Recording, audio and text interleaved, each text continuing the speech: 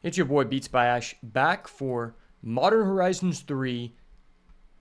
What's going on, guys? It's your boy Beats by Ash back at it again with another banger of a stream. And today we are going to be doing some more Modern Horizons 3 draft on our 8th day of the format. Been having a lot of fun with this format, and there's still a lot of fun things to encounter here that we haven't done yet, so I'm hoping to do something a little bit different today. Hope you guys enjoy the games, enjoy the draft, and if you have anything to say about my decision making on my picks or my gameplay, make sure to let me know down below in the comments.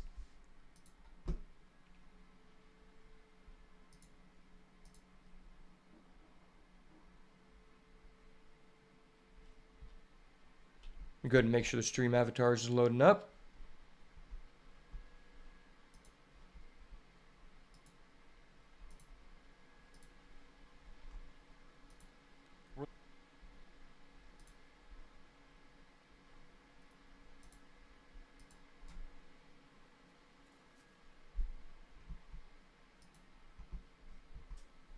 How's everybody doing today on this fine Sunday?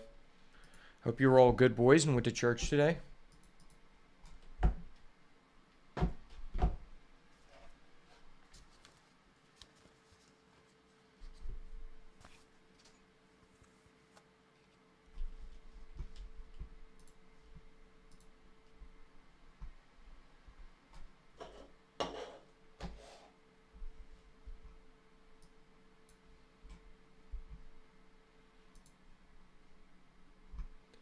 Okay, sweet. We should be good to go. There we go. There's my boy Jinbei. Just put this over here. I'm going to start trying to upload a draft video pretty much every single day. Or a Hearthstone Arena video or like a Hearthstone deck video. But those take a little bit longer. So I'm going to try to be as consistent as possible until I get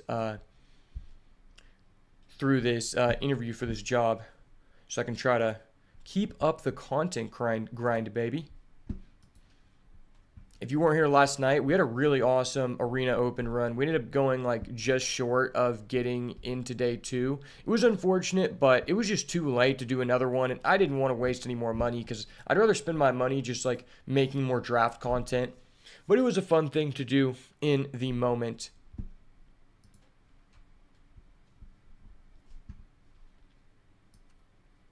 All right, we are good to go on YouTube. We are good to go on Twitch. Let's get it on. Probably only going to have enough time for one draft today, but that means there will be more YouTube content on the way. Make sure to check out my recently uploaded Eldrazi draft that I just posted on YouTube today. Going to try to keep those coming, and I'm going to try not to play Eldrazi, but if I just keep being offered green cards, there's nothing I can really do. So far, I'm having a lot of fun in this format. I think I've had the most success with just green decks in general. I've gotten a little bit of success with the energy decks, but I haven't been in a lot of seats at each table where I had the option to build a good energy deck, so that would be pretty fun to try that out. Especially maybe a blue-white based energy deck would be really, really cool. But at this point in the format, I think for me personally, the best thing to be doing is trying to start red or green, because those are the colors that typically leave you the most open to being able to do whatever is available at the table. So let's hop right into the draft.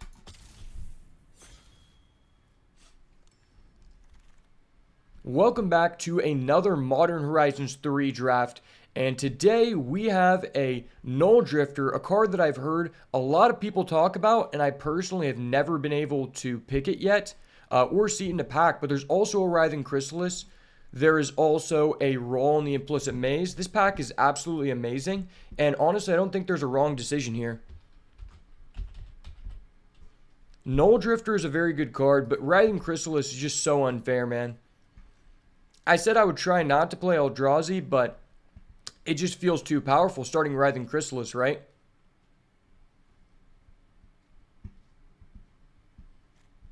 Hopefully, I'm looking to wheel the Horrific Assault, the Color, or the Drowner of Truths. Those would all be good options. I'm also open for this Raw and Implicit Mage. I'm also open for this Raw and the Implicit Maze. This card is really overperformed for me, and it's really good versus aggro decks in general. But let's go ahead and lock in the Chrysalis. See a Chrysalis, pick a Chrysalis. You know the deal. Pack number 2. So there is a Phyrexian Ironworks, which is a card I've been wanting to play with for a while. But we're red-green currently, so I don't know that that's something I can really do. If we would have started off with the Null Drifter, that would have been a great second pick. But hindsight 2020, the Chrysalis is just too busted. I think we go with green's best removal in the form of Horrific Assault.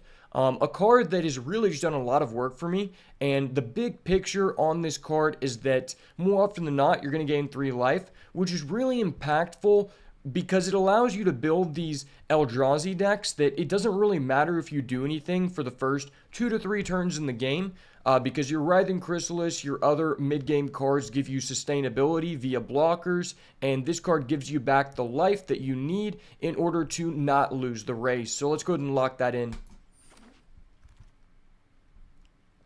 Okay, this pack isn't necessarily as beneficial for us here, but that's completely fine. We've got Wrath of the Skies, which is a card that has done very well for me. I've only gotten to use the card one time, but when I did, it was absolutely amazing. The fact that it gets rid of artifact and enchantment on top of the creatures is really impactful. There's not a lot in it. There's not a lot in this pack for us currently. I think it just comes down to this Revitalizing Repast versus the Riddle Keeper.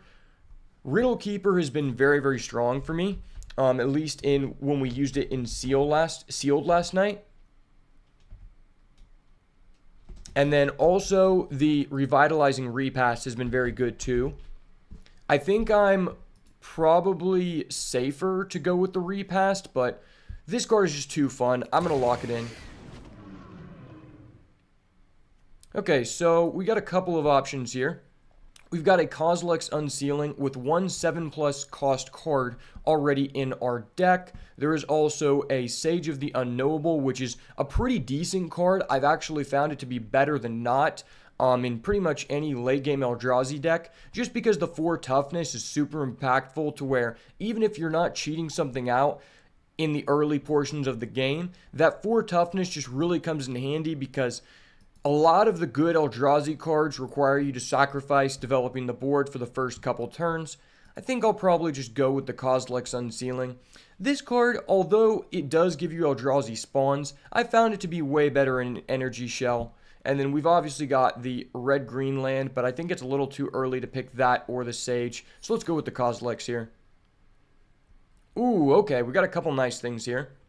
We've got Planar Genesis, which hasn't been the best for me, but most of the time that I've had this card, it was typically when I ended up in a red-green base, not a green-blue. This card is a little bit worse than Malevolent Rumble, but if you're in the color pair, I think it's pretty fine. The fact that it's an instant is pretty beneficial, and then the fact you get to put the land onto the battlefield is really good if you have a bunch of lands, which Eldrazi decks tend to do. That's not a land for us. We've got a Drownyard Lurker, which I think it's just a little bit too early to pick that as well. Hopefully we can wheel one of these Sages.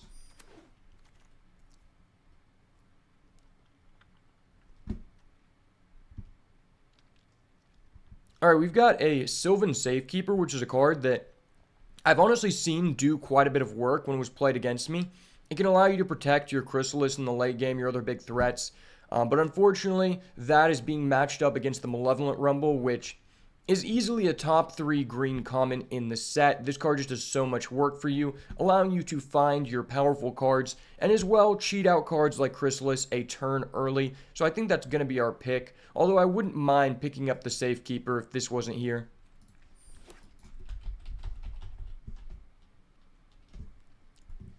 Alright, not a lot left in the pack here. We could go with the Tune the Narrative, which is a decent cantrip in this deck, but not the most value since we're not really doing any energy things yet. I think I'm down for this sheltering landscape. It's red-green, and it looks like we're more of a green-blue base at this point in the draft. Gift of the Viper is also a suitable pick, but I'd like to prioritize at least one land from this pack. Okay, not a lot left here, but there is a Seer and Visionary. A little bit late to be seeing this card, but at the end of the day, this is, just a good card in any deck. It's maybe not the best in our deck, probably a little bit better in an energy deck, but I think either way, it's a decent inclusion in any blue deck, and I think I'd rather just have that over the land. This card is kind of interesting. It's okay in the sideboard, I guess, if you're going against Eldrazi and countering something big, but let's just lock in the Seer and Visionary. Ooh. This is a really tough decision. We've got Rawl and the Implicit Maze wheeling, but there is also a Glimpse the Impossible. Considering we already have 4 blue cards, I think I'll just go with the Glimpse. It's a card that's a little less mana intensive if red doesn't end up being our primary color, but I think this is a fair choice as well. Oh wow, the Phyrexian Ironworks ended up coming back. That's actually really crazy. This land isn't for us. And then this is the one that you can sack it to deal 2 damage to any target, which I think is okay. Honestly, I think I'm just going to take the Ironworks to cut off red here, but unlikely to be played. This land as well doesn't look like it's going to be for us. That's versus a Dog Umbra, but I'm not really interested in playing white, so I'll take the land. Maybe we need another colorless source, want to splash something. We'll have to see. This guy I haven't really seen get any good utility out of him, so I'll just go with the Hunger Tide Rises, which is a card I really haven't felt the need to play yet. Not really interested in playing either of these, so we'll just take the rare here. Alright, pretty good pack number 1, shaping up to be a pretty decent green-blue start here with a splash of red, and we already have our red-green land.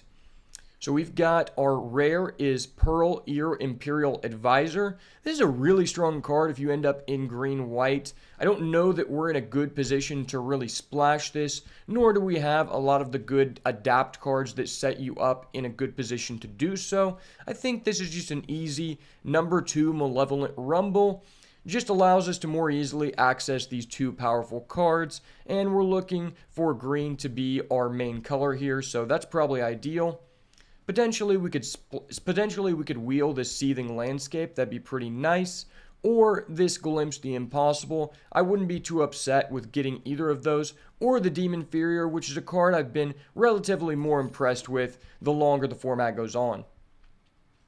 Okay, so pick number 2 here.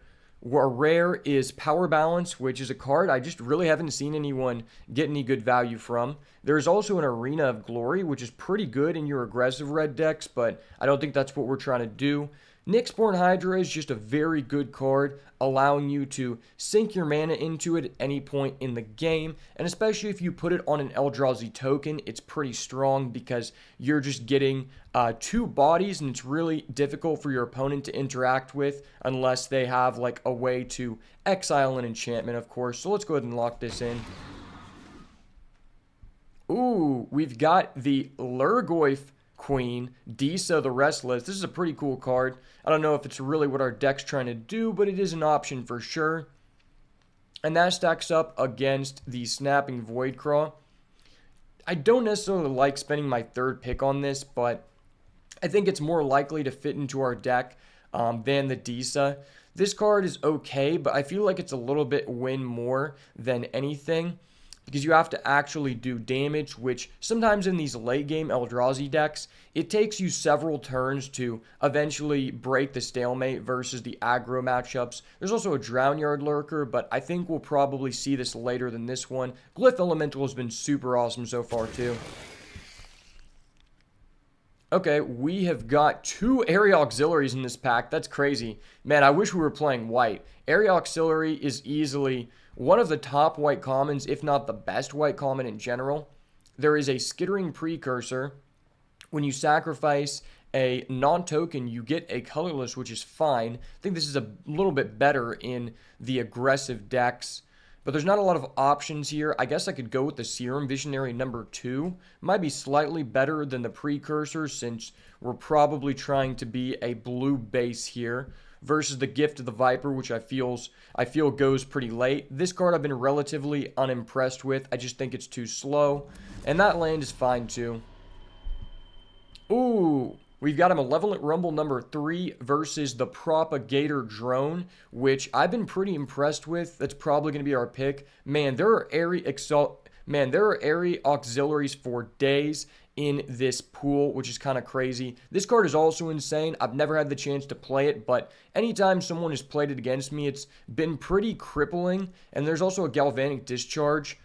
I don't know if I want the Discharge more than the Propagator Drone. I think I'd rather have the Propagator Drone because I want to get enough creatures to have a playable deck, even though Galvanic Discharge is really high value. Alright, so not a lot left in us for this pack. We've got Reckless Pyro Surfer, which our deck isn't too aggressive to really utilize. And that's a green, white, black land. Not the best pack for us in general. I think I'll go with the Lion Umbra and just hedge that we end up getting some decent adapt cards like the Oozewag or the Evolutionary Witness. Those two cards make that card pretty decent. We've got a Deep Analysis. Target player draws 2 cards. The flashback is really what we're looking at there versus a red-green land and a Phyrexian Ironworks that we're not going to get any value from. I guess I'll go with the land here. Really looking to get a couple more late-game threats at least. Ooh, Warren Soul Trader. Sad to see this card go so late because that card has been very impressive. And then we've got a land that we're not necessarily trying to play. I guess I'll just take the Gift of the Viper. It's a solid combat trick. The fact that you get to keep all of the counters on you is really, really nice. And the untapped makes it pretty beneficial. Okay, I guess I'm down for a second copy of Glimpse the Impossible. We've got a couple lands, so we're somewhat supporting it. I would just like to find some more top-end cards. Probably going to have to prioritize like the 7-mana decent Eldrazi cards. Probably just pick up the land here. Okay, we've got a Skoa the Ember Mage. I don't necessarily want to play this because we're looking more blue than red, but if our mana base supports it, I'll throw it in there because it is a decent top-end card in just about any deck. Second Gift of the Viper, Molten Gatekeeper, probably just Gift of the Viper. Looking to pick up some more creatures here. Alright, pack number 3. Let's see what we can do, baby. So we've got a Galvanic Discharge, which I'm definitely interested in, versus a Glaring Fleshraker and a Petrifying Meddler. I mean, I really do need some more removal. That is just a fact, but it is red. The Meddler is a pretty good late game mana sink to be for sure, and the Fleshraker is just okay. I don't know I have the most Eldrazi cards to really utilize it though. Probably going to put this to the side here. Man, this feels really, really bad. I do need some late game pieces, but Galvanic Discharge is just so dang good, dude. I think I'm just down for the Discharge here.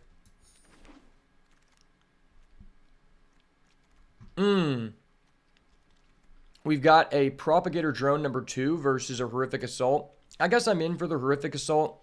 It would be nice to wield this landscape, the Serum Visionary, or ideally the Propagator Drone, but Horrific Assault's just too good, man. Show me some late game pieces, baby. Well, there aren't any late game pieces. There is this Strength of the Harvest, which is a card that I'm more than happy to play. Kind of low on creatures, though, which is a little bit sad. I have a feeling that I probably just need to take this landscape because we're probably going to be 3 colors almost evenly divided just because we're low on threats in general, right? So I think we just have to pick this up right now, which is a little bit unfortunate.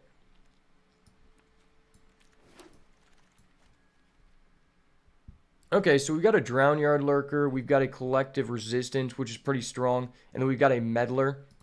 I think I'm down for a Meddler here. It's probably the best out of these late game threats. A little bit better than the Drownyard Lurker, even though this is, you know, a bigger threat. This has more of an impact on the game state. Hopefully we can wield that first Meddler, and it's sad to leave this guy behind too, but it is what it is. This draft isn't looking ideal, but hopefully we can make it work here. Okay, so we've got another landscape here. We've got an Unfathomable Troops, which we probably need just because we don't have a lot of gas in this deck. Very unfortunate, though. Show me a big boy. Oh, there's a big boy. Let's go. This card has been really unimpressive, and I honestly just advise you to not include this in any deck. It's okay in the sideboard if you go against aggro to make the 0-12 defender, but at the end of the day, if they have something to lock it down, or if they have a flyer, you're not doing anything. So let's just go ahead and take the Warp Tusker. Really needed that here. Ooh, we've got a Blood-Soaked Insight, which could be pretty fine. And then we've also got the Sink into Stupor. Stink into Stupor versus Blood-Soaked.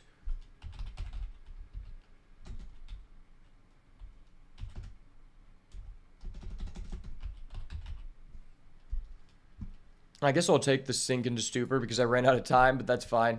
Oh, we've got a decent late game card here. I'm not really looking to play this. It's a little bit worse than the Warp Tusker, but it can allow us to break stalemates in the Eldrazi Mirror. Kind of crazy to be seeing this Arena of Glory going so late, but a late game drop is a late game drop.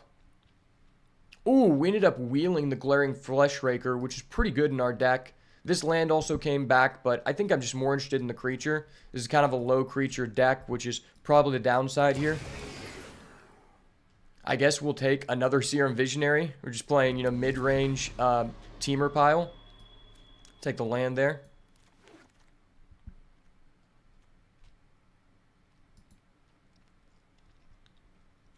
This card I just don't think is going to work in our deck. It's probably just too slow. I'll pick up the Waterlogged Teachings and just throw it in there. Foul Strike might end up in this deck just because we're low on playables, and that's going to be the draft. Overall, pretty low power level draft. I think hindsight 2020, if I could have picked the Null Drifter pick 1 and fell into energy, we would be in a much better position, but it is what it is. You see a Chrysalis, you take a Chrysalis, baby. All right, what do I not want to play in this deck?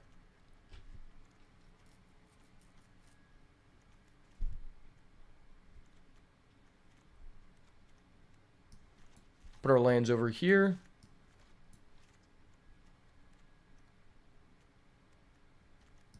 Taking out a Combat Trick, taking out the Foul Strike. That's probably going to be our even 40 here. Maybe the Skoa makes it in there because we just need more threats.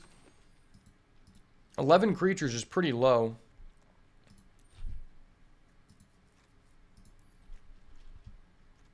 So we have 11, 10, 4. Okay.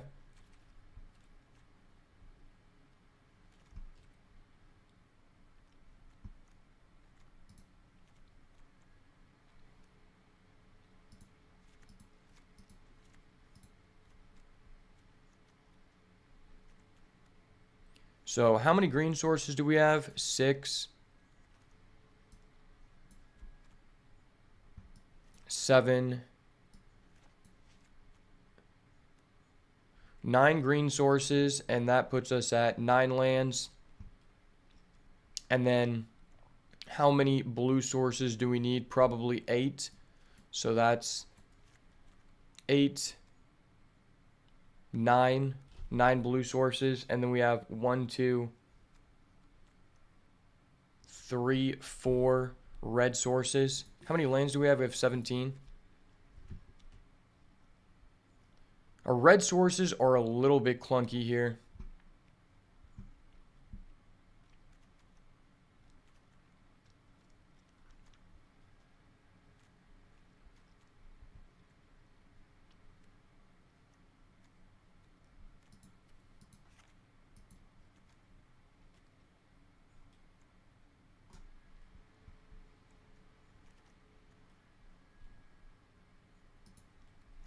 Is there anything else I could slot in here? I feel like our red sources are just kind of bad.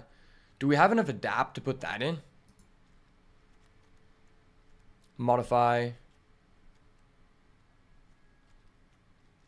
Hey, we don't really have enough modify to put that in. Yeah, the mana base here is a little bit clunky.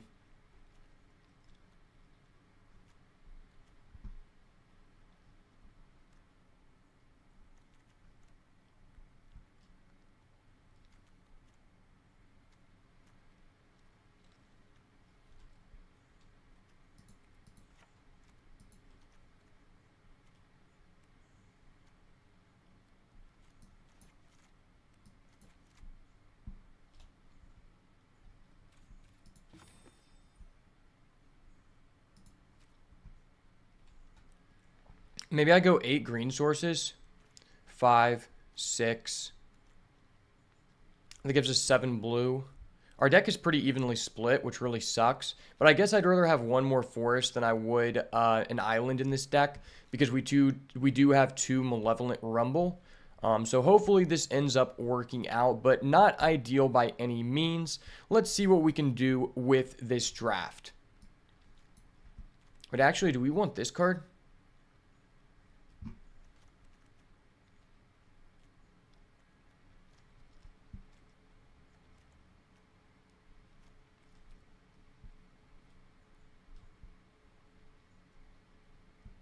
Nah, I think we're cool with this. I just don't really want to play that card. It's not really that good. All right, let's see what we can do with this, boys.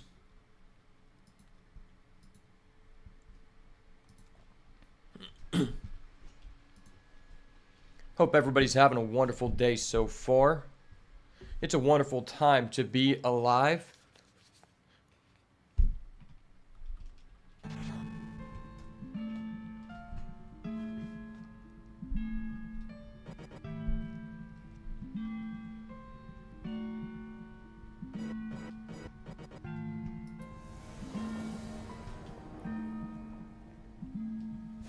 All right, hopping into match number 1 here. Doesn't look like we have a green source, which seems pretty important for this hand, so it seems like an easy mull to me.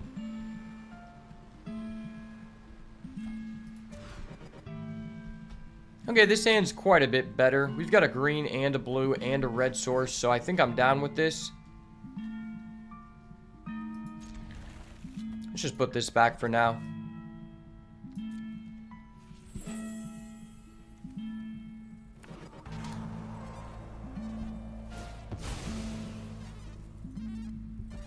Okay, our opponent's going to go ahead and get a red.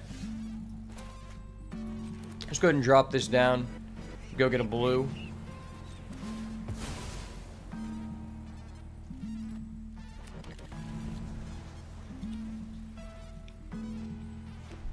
Writhing Chrysalis is going to have to carry here, boys. Where there's a Chrysalis, there is a way indeed, brother. Oh, he's starting out with a haste. That's really scary. Second green, that's pretty good.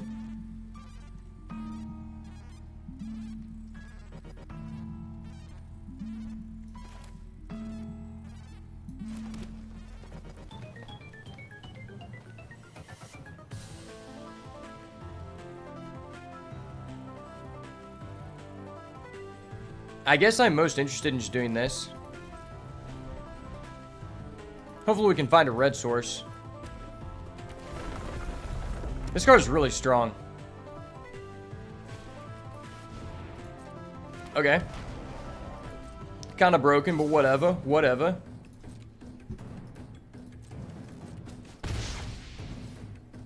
Let's go ahead and pop this off. Papa needs a red source or a Writhing Chrysalis, baby. Well, that's not ideal.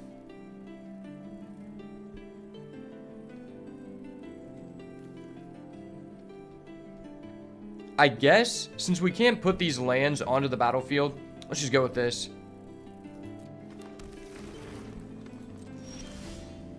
Okay, we've got a Seer and Visionary, which can kind of stall a little bit. This just gives his guy +1, 0. Okay.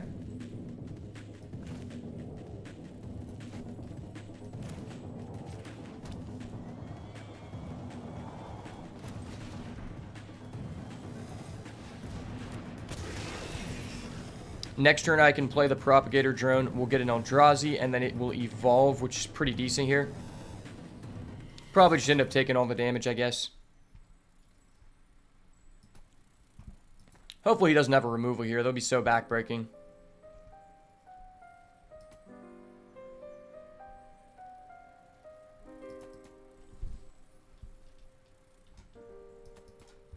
Man, Propagator Drone is just so nice. Especially with Writhing Chrysalis, because even if you have your tokens buffed up, it will trigger off of the toughness, not the attack. It was very unfortunate he had a Stump Stomp there, but that's okay. Ooh, that's going to be really clutch. That's actually very, very clutch. So I think here I want to be able to sack this to get a red source next turn. So I'm going to go... like this. Writhing Chrysalis, baby. Show me something. Okay, well, I really want to sack that to get a red source anyway, so I guess it doesn't really matter.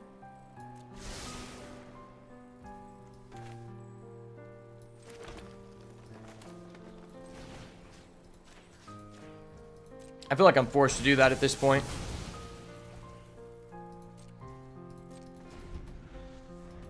Unfortunately, I'm not really in a position to crack this off because I probably need that just to get some defense. If we do that next turn, we're going to be able to give it +3, which would be pretty decent. Paying 3 is a pretty good range of where you want to be at with this card. And then once we have the Gift of the Viper, it'll work out pretty well.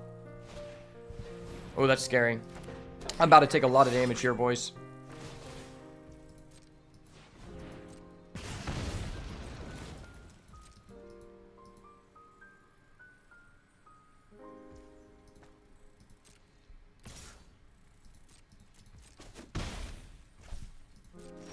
Good thing is he already used his removal. So let's go ahead and bestow. Equip here. We got a little bit of protection here now. I don't know if it's going to do much, but we'll see. If we can survive 2 turns, we can go Glimpse. Try to get back in the game. And then even though we don't really have anything to do with this, it's still a target to give Depth Touch, which is pretty decent in this matchup, I would say. One thing I like about Eldrazi decks is it doesn't really matter how good your Eldrazi deck is. If you go against aggro, you have a base chance to just stop them from winning the game in the early game, and your stabilization is just so high, no matter what pile you end up with, you're probably just Gucci. That's really broken. This is a lot of damage. Is this lethal? I don't think it's lethal.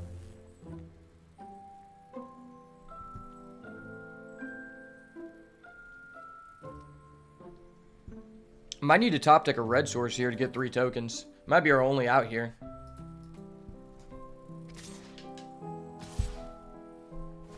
Alright, well I can't block that.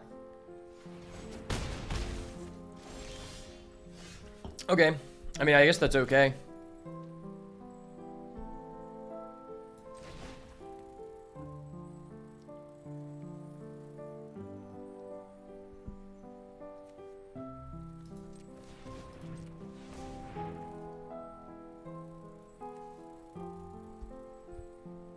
Probably need all 3 of my mana, right?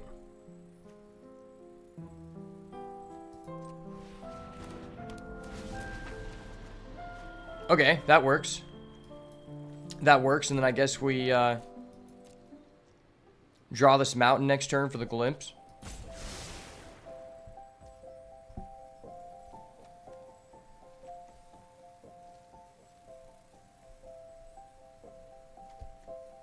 What happens if I just kill that?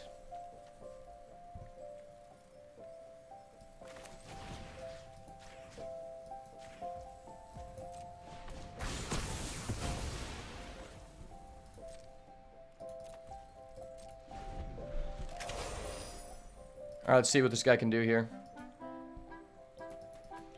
He's got to play something and give it charge. Well, no, he just deals the damage to us. Oh, that's so bad. I think we're just dead.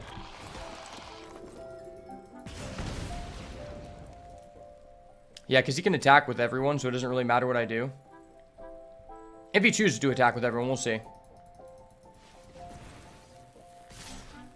Yep, let's go to game number 2. Not show him anything. Very unfortunate. It is what it is, though.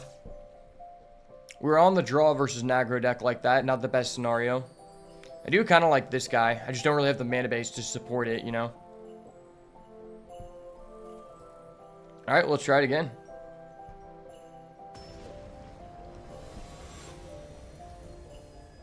If we can get 2 wins with this deck, I'm feeling pretty good. I'll play.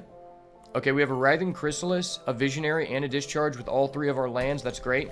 You love to see it. Okay, this is actually a good enough hand to where we might not actually die. We legitimately may not die. Probably going to save this for his 2-drop, because his 2-drops are just goated.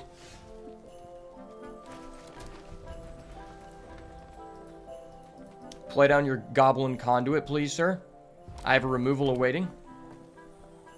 Ooh, double red. Okay. We're going with the Battle Fury guy, then.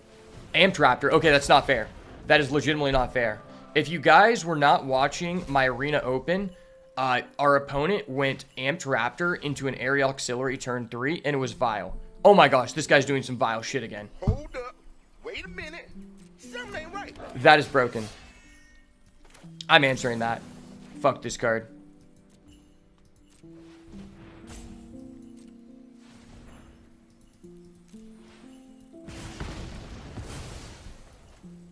I could have waited to see if he paid, but he probably wasn't going to pay.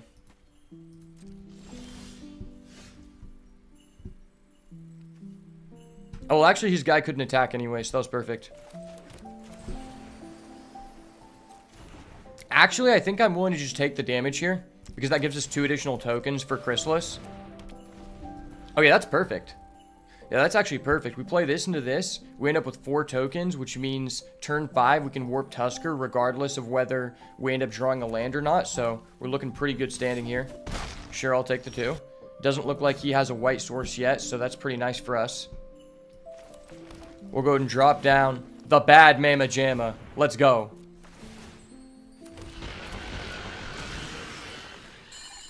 Yes, I see. Good news, everyone. Good news. Writhing Chrysalis is a powerhouse, baby. Top G moment. Is Writhing Chrysalis a girl or a boy? If it's a girl, this is a girl boss moment. If it's a guy, it's a top G moment.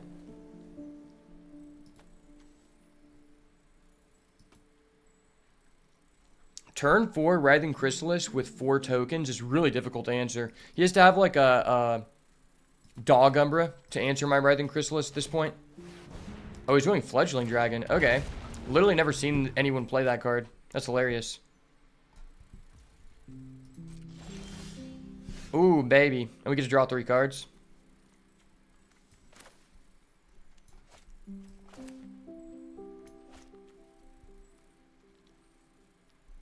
Maybe we just do this.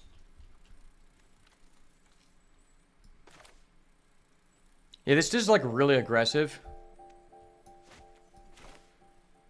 If we do this, we get another token, and then that means we'll be at 5, 6, 7. But then I would have to emerge. I think I'm more interested in this. I like the damage a lot by doing this.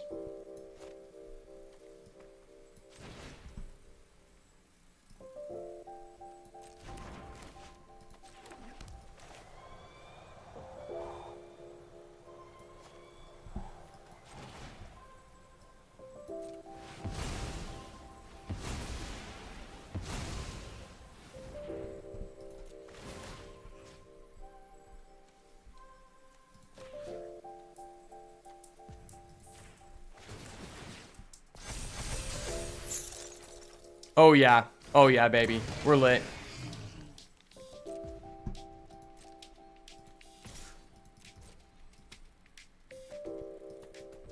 That was amazing.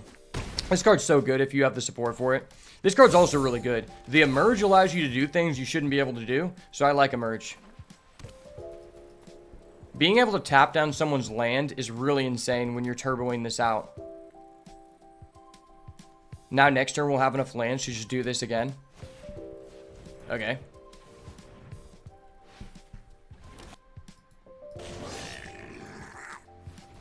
That was a wombo combo if I've ever seen one.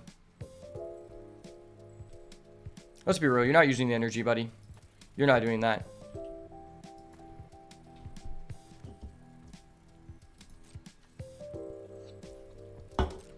Yeah, he's not doing it. Okay, just pass back to me. You love to see it. Ooh, Gift of the Viper. That's great.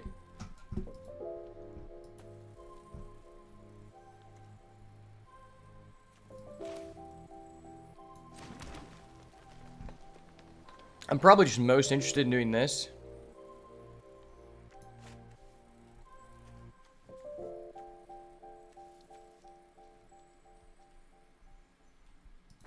What if we attack with both?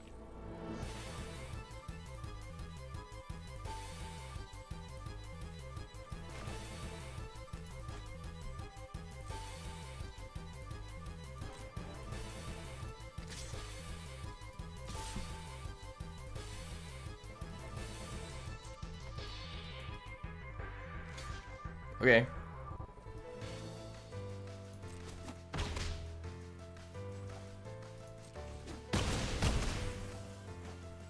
Sure, boss.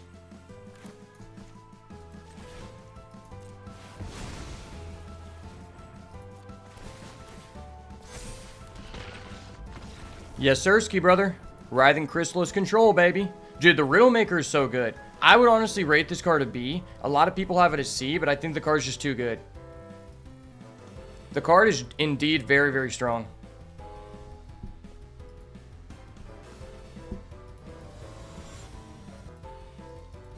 Also, a Kozilek's Unsealing is a huge sleeper. Anybody who hasn't used that card yet, I think if you have at least 3 7+ cost cards, it is a legit powerhouse. So we have a blue, a green, this finds us a red, so I think I'm legitimately happy with this. Nothing to do before in turn 3, but I don't have a lot of turn 2 plays anyway. Like, realistically, all I'm doing is either Propagator Drone or Malevolent Rumble. I'd rather prioritize just getting our lands out. Sweet. This is perfect. This is going to come in super clutch to get us back in the game. The life is super integral in this matchup. Smelted Charge Bug turn 2. Okay. I'd rather you do that than the Goblin Conduit. Papa needs a red and a Writhing Chrysalis. Let's see it.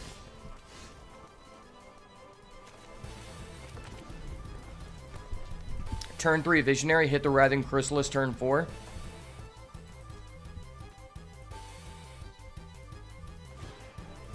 Okay. A little bit of a slower start for our opponent, so that's really good. Not the best draw for us, but it is what it is. Would I rather do this?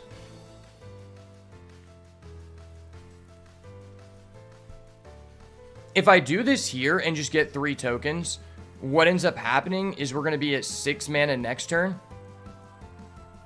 Which means I can go this into Horrific Assault, tap down his guy, just get a blocker. And this doesn't really block anyone.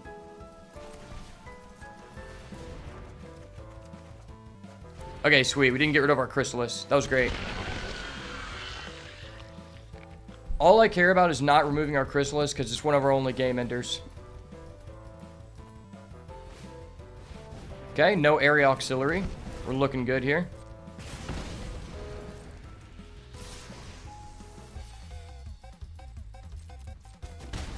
That's good with me. And we get the land, so we don't have to sacrifice all of our tokens. That's great.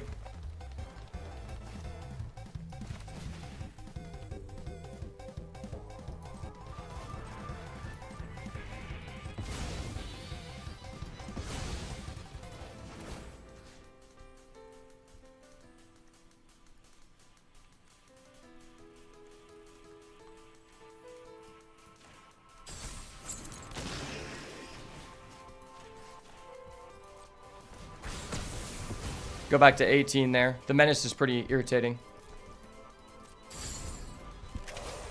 We get a land, we go Colossal Dreadmask to start stalling.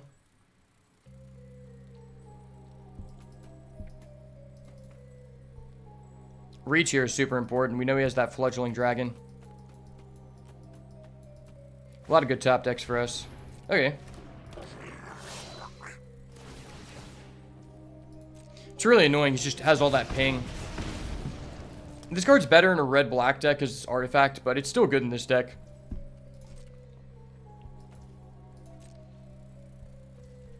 Not attacking, you love to see it. Sink into Stupor, nice, nice.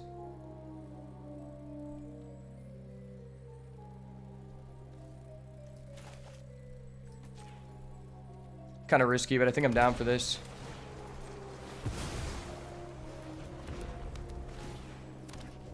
We've now got 2 threats on the board. And then we have the Dread Mask for later. If we want to like buff someone else up. Start going ham. Sucks we had to pay 3 life, but I think it's well worth it. Because it's very possible he answers one of our threats, but answering both is asking a lot. And we already removed his Menace creature, so it's looking pretty decent for us to be able to stall here. Really, all you have to do in any Eldrazi deck versus an aggro deck is just stall to the late game, and you'll put enough big guys on the field that you're probably Gucci. Oh, that's crazy. Maybe I want the Sink of the Stupor back. Give me the Sink of the Stupor back, please.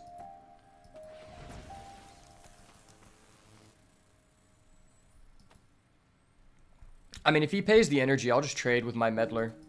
It's just a big guy.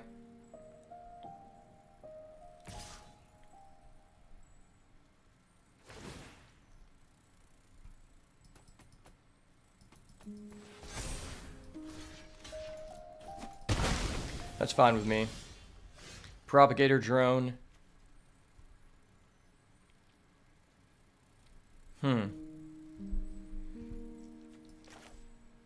Maybe it's just this.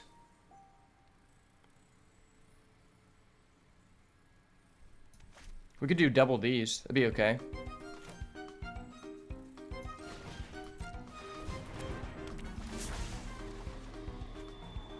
Okay, that's pretty good.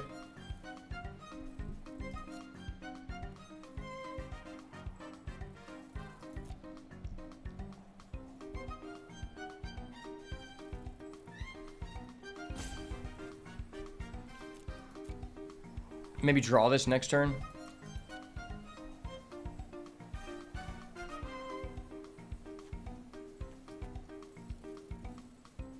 I don't know if I want this, really. It's tough. It's really tough. Next turn we play our drone. That's 3. Yeah, I think I'm fine with this.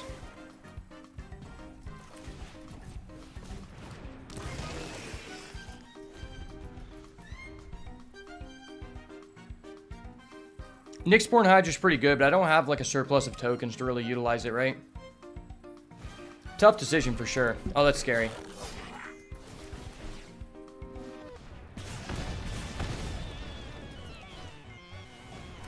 Oh, that's so scary.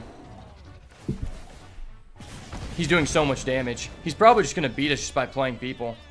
And he gets out the Reckless Pyro Surfer. That's crazy. Dude, this is just game? This might just be game. He attacks with everyone.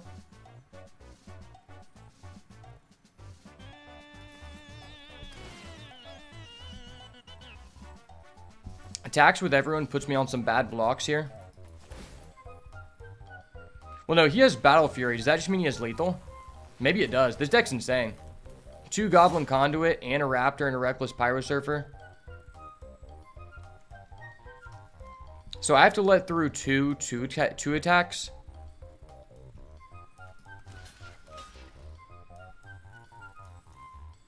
1, 2, 3, 4, 5, 6. Oh, no, we have to let through 3 attacks. I didn't realize that. Okay, well, GG. There's nothing we can do there. It's very unfortunate. I don't think there was anything I could really do about that match, but that's fine. His curve was just insane. Man, I want to make a dope energy deck like that. Let me get a turn, man. Let me get a turn.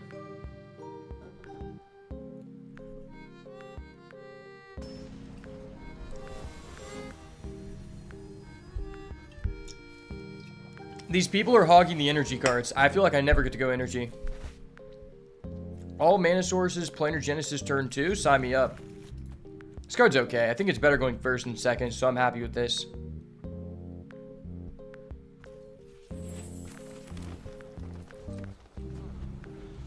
Could just turbo out lands if we find a green here. Just get this guy out. Oh, that's pretty nice.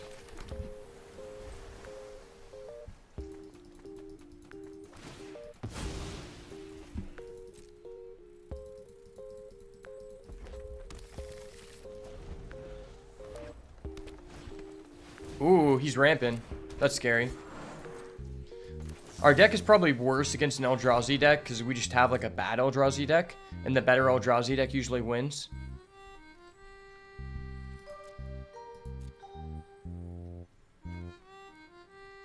Maybe I want the drone. I think I want the land.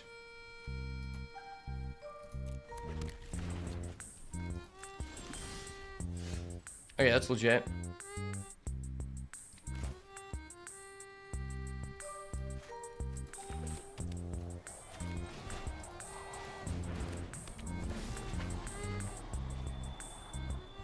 Ooh, that seems kind of nice.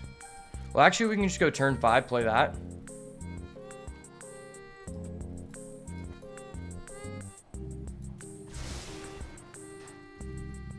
And then I'm willing to just kill that and just get rid of his ramping abilities.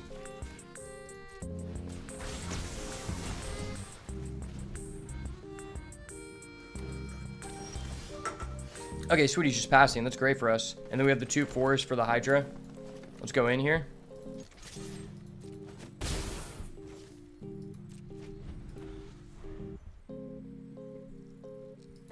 I bet this set him back. If he goes to turn 4 rather than Chrysalis, I'm glad I did that. Because he would have just cheated it out. Maybe he'll be hasty because I have 5 lands up.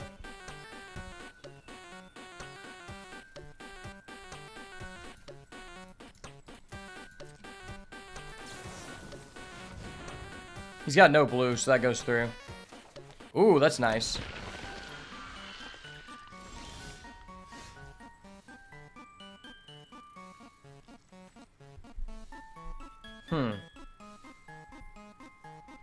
I think I'm down to just play this and just go in, maybe? No, what if I just twisted Riddler here and emerge? Put a stun counter on both of his green? That's a lot of damage. It gives us another turn to build this up.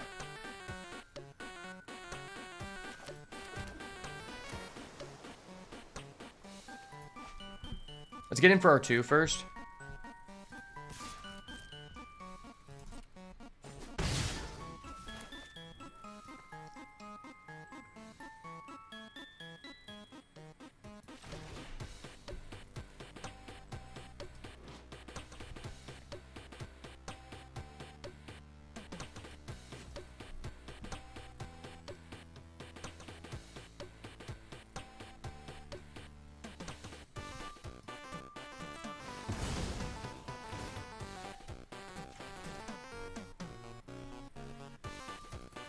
Start those.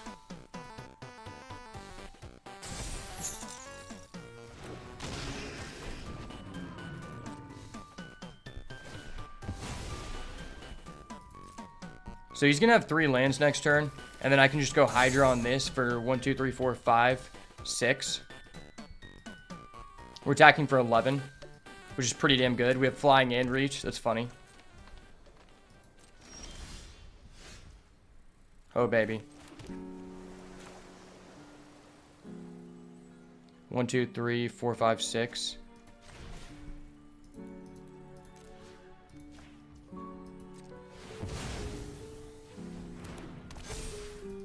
$11 damage to the face. Let's see it.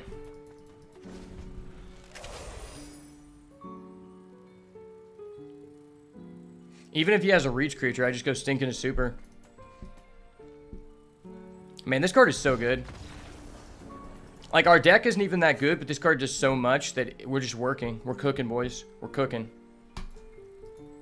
Yeah, that was vile.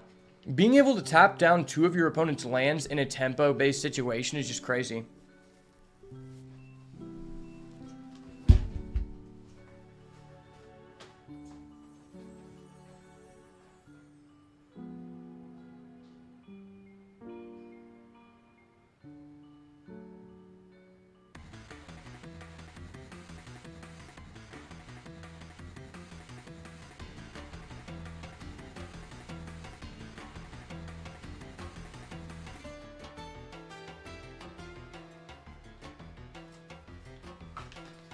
Okay, our opponent still hasn't done anything. That's good.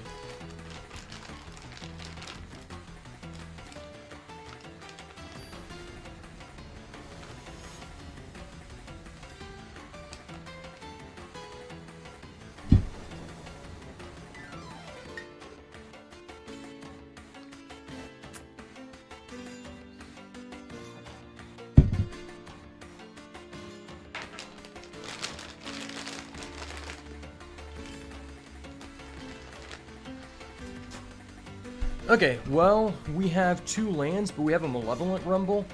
I think this is legit. This works. It works. It goes. It goes. Perfect. We get our 3rd land. Sweet. We got this into this, which is crazy. Oh, he's got a Planar Genesis. He's doing what we're doing now.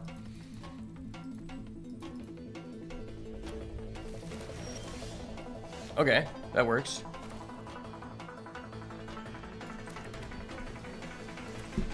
I will play the better version of your card, sir.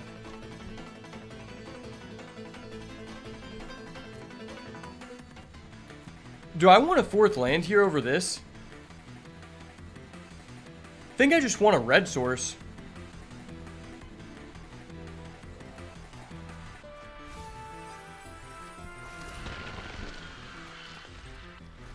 Yeah, let's just do this. Let's go for this, and then we can start putting out our big boys. Oh, he has the better one of the artifacts. That's scary.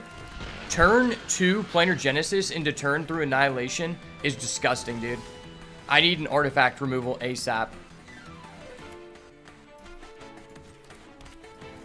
Alright, let's play our worst version of his card.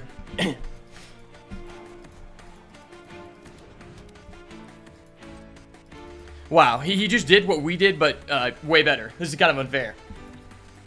Sir, I'd like to trade in my Eldrazi deck for a good Eldrazi deck, please.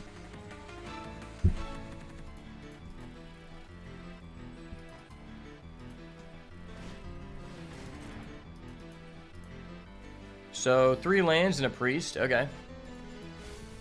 Not a big fan of the priest, to be honest. I feel like it's just too susceptible to removal, and you only get one mana for 2 cost. Oh, that's scary. Yeah, I don't know if we can do anything here. That's just backbreaking. Backbreaking indeed, sir. Indeed. And that's only if we do a creature.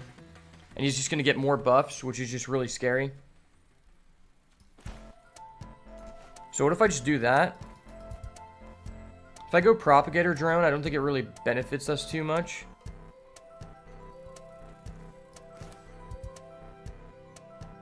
I think I'm just down to do this.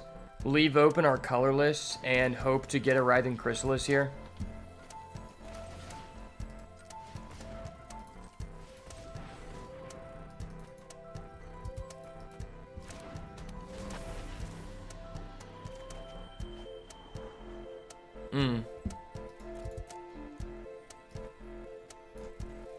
I guess I'm down for this into that.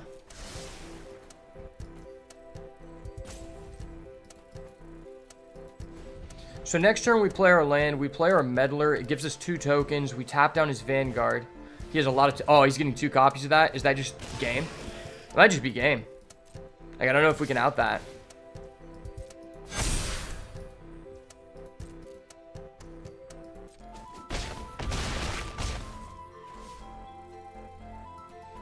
Could I just tap down one of his guys? He gets another Vanguard. Yeah, that's just game. Well played, sir. Well played. Not a lot we could do there. I mean, copying a Vanguard and just having that sequence was vile. Nothing really I can put in this matchup. I just need to see my ramp before he sees his. Hopefully we'll have something advantageous to us being able to be on the play here. The person who goes first in the Eldrazi mirror is just such a huge advantage. Because then you have the priority to play your ramp spells without like any punishment. So, green, green, blue, Malevolent Rumble 2. Yeah, that works. Dual land time, baby. Let's go. Ooh, that's nice. That's a nice piece of candy we got there. TBH, do I want a Malevolent Rumble? Maybe I just want a Planar Genesis because we're doing this next turn.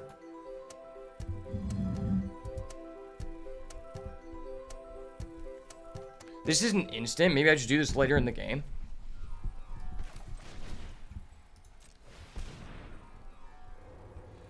Okay, so it really wasn't anything that the Planar Genesis would have done differently for us. This accesses us a red.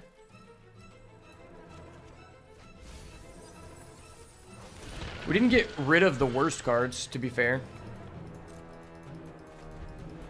Next turn we go Snapping Voidcraw. That gives us 1, 2, 3, 4, 5, 6. We top deck a land. We're playing the game. Okay. I can work with this. I'm cooking. I'm cooking. I can get down with this. Next turn we go Warp Tusker. Turn 4 Warp Tusker. It's kind of hot. Oh, that's scary. Bad. That's really bad for us. Do I want that in 2 turns? I draw this for a turn. I play this. Yeah. I think I'm still down for it.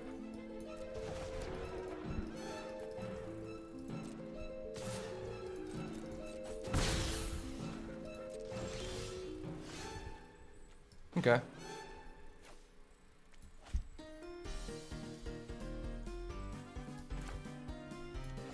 Tap that to go get a red.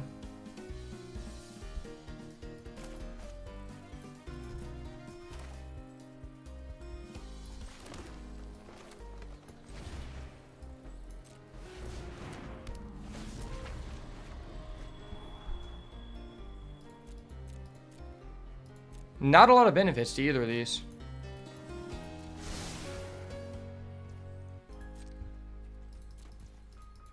This is really bad. Maybe I should have just not kept that. Maybe it was a little bit too late, but I didn't know we would just top deck lands for days.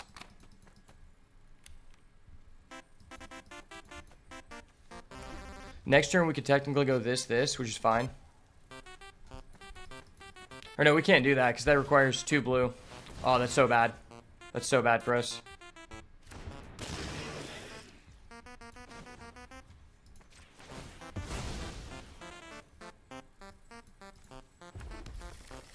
Interaction, interaction. That's not interaction.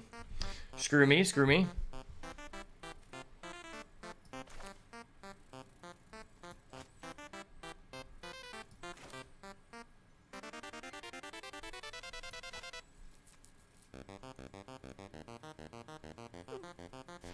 That puts that into play tap. That's not really worth.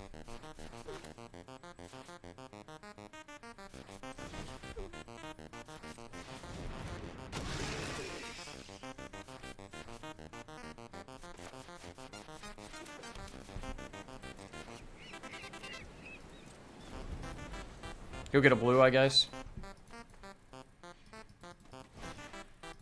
Oh, that's so bad for us. That's so bad. He just buffs everyone. I think we're just dead here.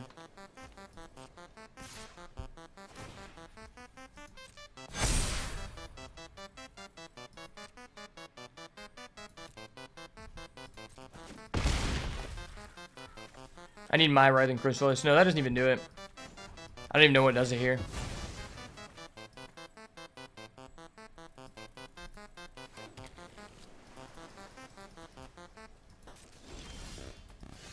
It's not very good.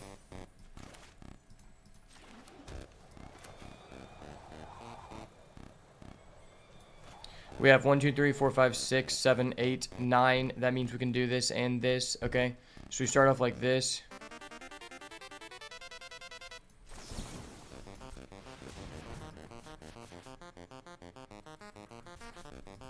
That works.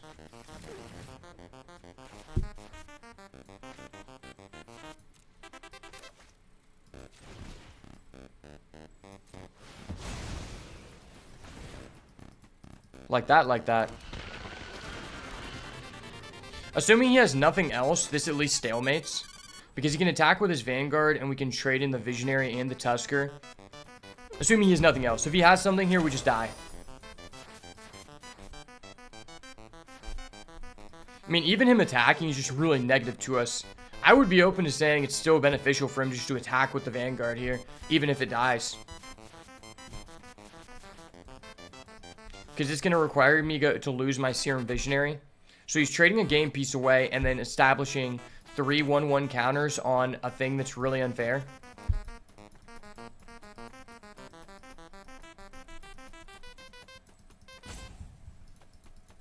I think we really need this 2-mana green card. Or no, we didn't put that in the deck. We didn't put the 2-mana equip, the Umbra Armor. Oh, he's going Malevolent Rumble. That's scary. Revealed, Utter Insignificance, and Depth Defiler. That's backbreaking. I don't know why you don't take Depth Defiler there, but okay. He just goes Utter Insignificance on our Tusker, and we just cry. We just cry so hard here. I'm always down for a good cry.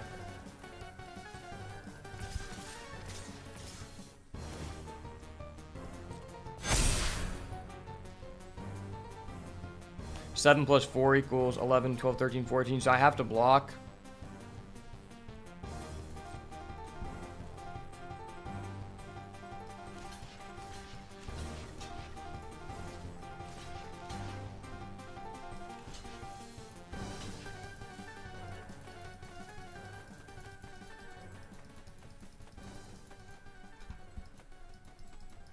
I need the top deck of my life, but I don't think it does it. I don't think it does anything here. Dude, you just Utter Insignificance on my Warp Tusker, sacking your token. Oh, he's just doing that? Oh. So he just gets to keep the Utter Insignificance? That's broken. And he gets to kill both, which is that one. I mean, that's just game. There's nothing I can do there. That was just unfair. Very unfortunate. I mean, he just has a better Eldrazi deck than us. That's the one thing about Eldrazi is if you go against someone who just has a straight up strictly better Eldrazi deck, very unlikely you're going to win, because the games go on so long that both of you typically just see most of your deck. So whoever has the higher card quality is such at a insane advantage that it's really difficult for you to come back. Also, just like who has ways to break a stalemate, right? If you guys have equally good decks. Our deck isn't very good, really. We just have a Writhing Chrysalis and we have the Riddle Maker. So if we draw a ramp, our opponent doesn't draw a ramp, sometimes, like that one game you guys saw, we can just tempo out of it, but most of the time it's not going to work, really. Really need to go against an aggro deck and just try to stop them. Okay, what can we do here? We get a green turn 1. We play the blue. We play this into that. That seems okay. Not the best. Hey, get your horse out of my face, bud. Get that ass out of my face.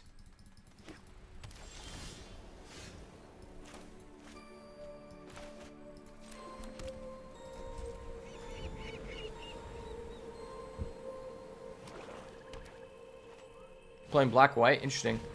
Drawskull. I haven't seen anyone play that yet.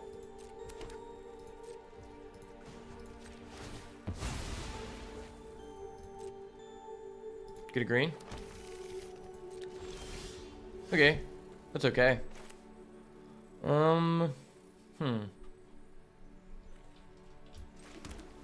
I think I'm honestly more interested in just doing this than I am in the propagator drone.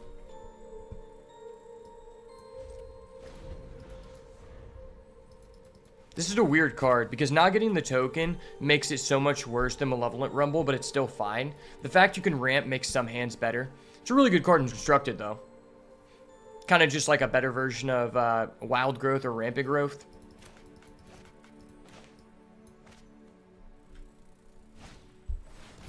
Oh, that's scary.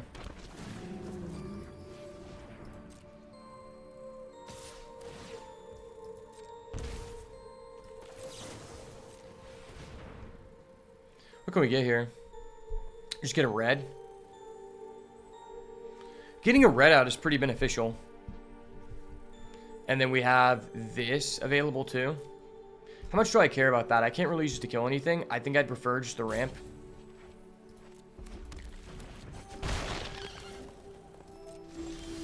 Ooh, I needed a green land there. That sucks. What if we just play this?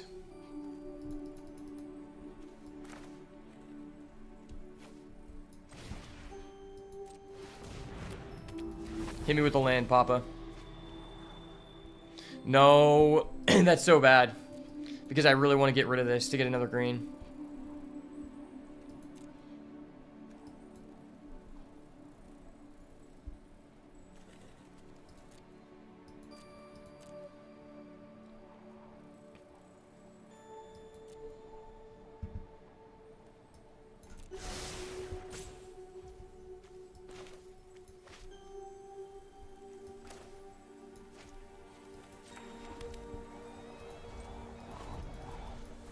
Next turn, I just go Meddler, tap a Zealot. And then this activates on cast, so he can't technically tap this down, which is, like, viable. And this also has reach, so I'm glad I did that setup there. Really? You're attacking with that guy? Why?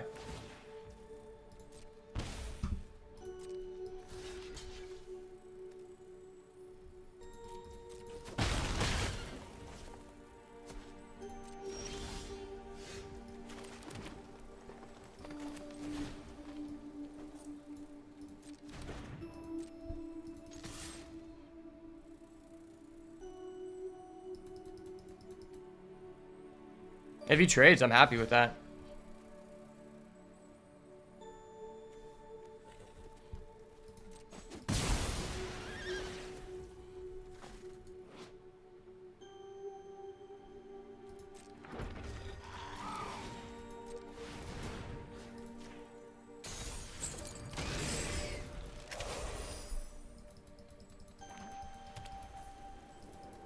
I'm in a pretty good position here. Having the 2 green is super clutch. And this is pretty nice. This is a good top deck. I just don't want to sacrifice that yet. Because this card's doing too much work. If he locks it down, though, that's when this becomes super clutch. Oh, he's locking it down? I'm definitely doing the Riddle Keeper then. Oh, hell yeah, I'm Riddle Keepering. Tap down is 1 black. Oh, baby.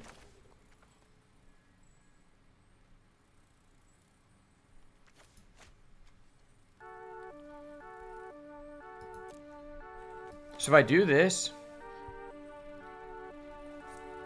I can tap down a black and a white.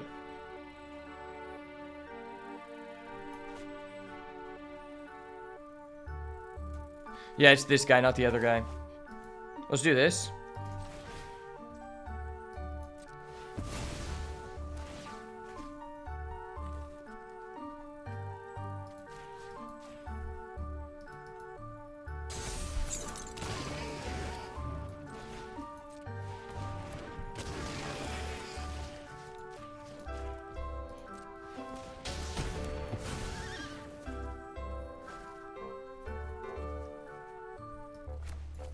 Play this as a land.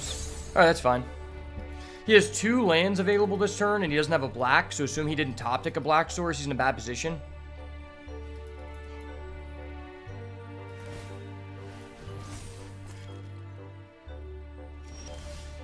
That's great.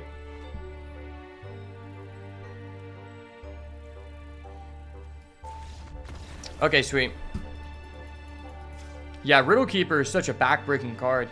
I really want to play with that card some more. This is just the first time we've had the opportunity to actually play with it. A little bit unfortunate, but first time is the charm, you know? It's a little bit sad this deck's kind of underpowered, but Riddle Keeper is definitely a good card. It's the main reason we've won most of our games. We don't have a blue source, we do have a Malevolent Rumble, and we can just save this for the Flesh Raker. I like this hand. Oh, he's just giving it to us? Okay, cool. Sweet, dude, sweet. Well, that was a little bit unfortunate for us. 1 win with a shafty deck. It is what it is.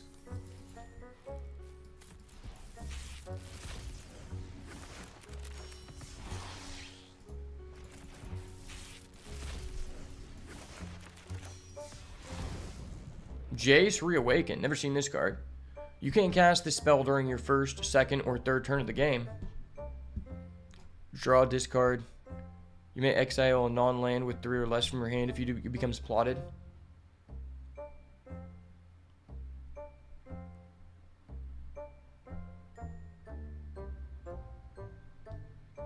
It's kind of a cool card. Destroy target creature, madness. Well, that's just really bad. What is this? 1 plus? Plus 3? Okay, that's a cool mechanic, just the plus mechanic.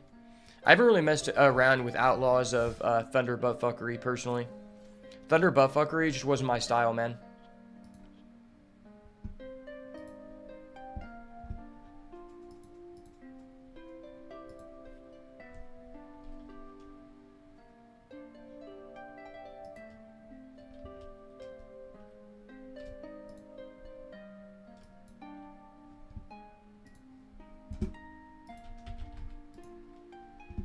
Let me go ahead and delete this.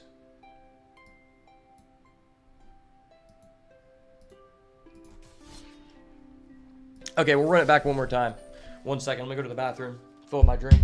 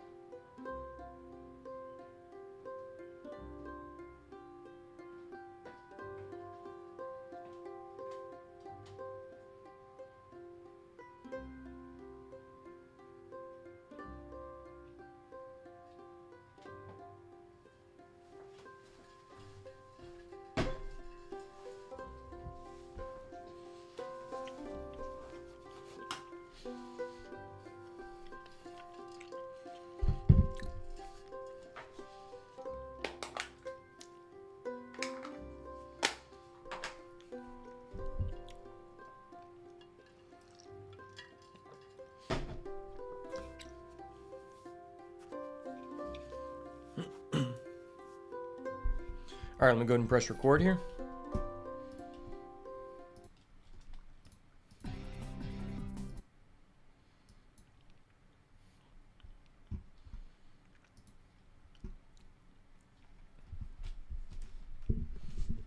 All right. Welcome back to another Modern Horizons 3 draft on the channel.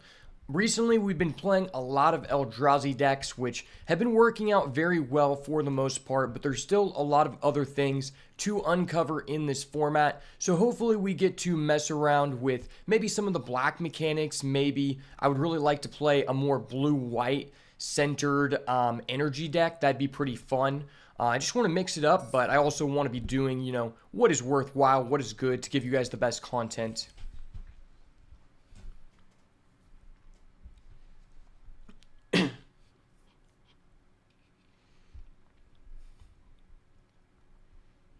$15 to 24 players. I thought there was 8 players in the pod. What is this?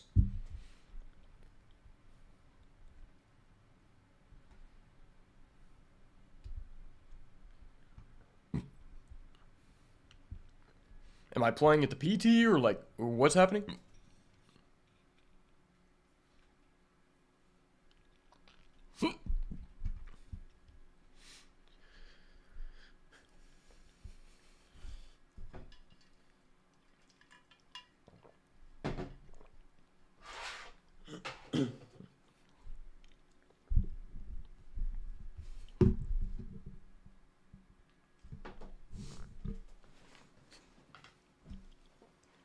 $23 out of 24 players. Who's not rating up, buddy?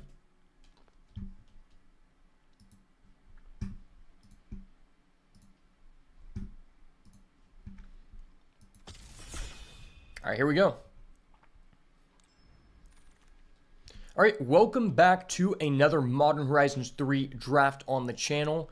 Starting off with pack 1, we have Lelia, the Blade Reforged. This card has been pretty decent seeing play in Constructed, at least on Arena. And I think it's overall a very strong card if you end up in an aggressive deck.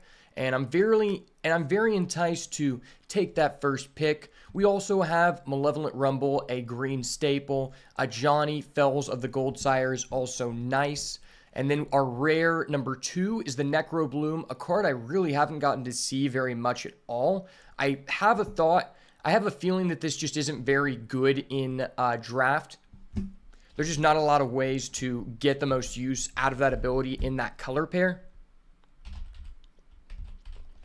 And Lelia is the highest win rate red card in general, so I think I'm just going to go with Lelia here. Try to play something aggressive, I guess. Okay, so pack number 2, we have got Guardian of the Forgotten. This is a pretty decent card. I think in most aggressive decks, you're pretty happy to have this. This card has honestly been so-so. I honestly prefer not to play it unless it's just straight up free. We also have a Skittering Precursor, which could be an inclusion in our red aggressive start.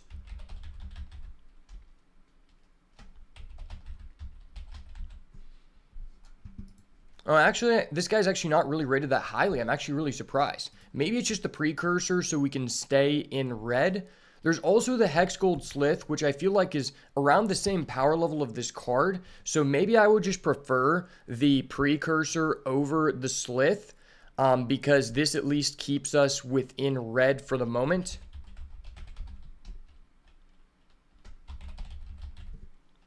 Yeah, I think I'm down to start with the precursor. I haven't really seen much of this card so far. Okay, pack number 3, we've got a Conduit Goblin, which really stands out to me here because we already have 2 pretty aggressive cards. Now, although this card is more so better in an Eldrazi deck, it's still pretty good in any aggressive deck in general because we can sacrifice, those lands. And there are a lot of the lands in the format. There's also an Inventor, which is a fine card, just not looking to, pick it up this early. I think this card is powerful enough that I'm willing to commit to a gold card so far. So let's go ahead and lock that in. There's also a good Sundering Eruption. This is just a good card to have in pretty much any deck, but specifically an aggressive deck because it can be a game ender for sure. Maybe kind of wheel that there. It'd be nice. Okay. On to pick number 4, we have a Johnny Fells the Gold Sire, which is pretty strong versus another Hex Gold Slith and a Nyxborn Unicorn along with the Gatekeeper. I think Gatekeeper is just a little bit better in your red-black decks. Probably down for Fells of Goldshire.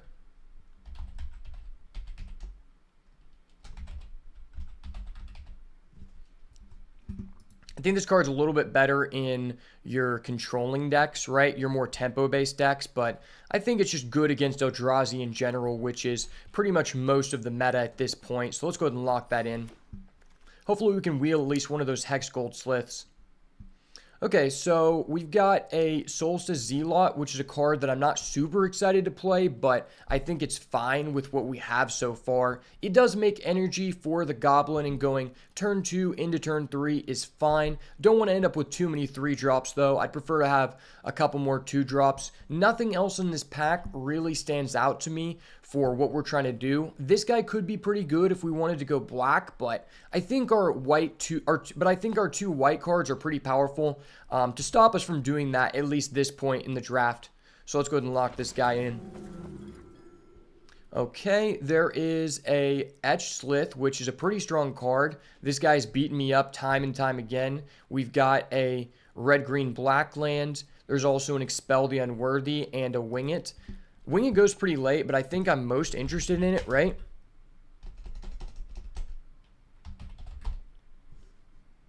Yeah, I think I'm most interested in Wing It here.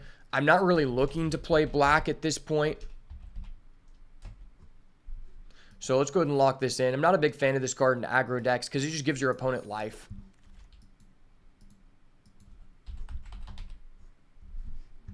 Okay, so we have an Inventor here. Ooh, and that's a Phyrexian Ironworks. Oh, there's also a Nethergoyf in this pack. That's cool. I definitely want to play with Nethergoyf at this point. I mean, I definitely want to play with Nethergoyf at some point, but I don't think now is the right time to try to do that. So we already have 1, 2 energy cards, and I think it's fine to just pick up the Ironworks here. I think that it's just I think it's just quite a bit better than the Inventor, to where I'm willing to just take a bet on this actually performing and us getting enough energy cards. Plus, we did see multiple Hex Gold Sliths, so hopefully one of those wheels so we can start, just picking all the cards that give us energy. This guy has just been very underwhelming. Jolted Awake could be decent in our deck if we get enough 2-drops. Really looking for like Amped Raptor in a deck like this. That's when Jolted Awake becomes insane. But bringing back anyone that's 2 mana is really, really strong because then you're not losing any energy at all. But I think this is a good card to have in this deck, most likely. Okay, so the Necrobloom comes back. Not looking to pick up that. Looks like someone took the Hex Gold Slith from the first pack. I think I'm more interested in the Skyclaw over the Captor. Haven't really seen good utility out of this guy because I haven't gotten to play red-black yet. But this guy is a decent finisher in an energy deck. I mean, getting 3 energy when it enters play is just pretty good, right?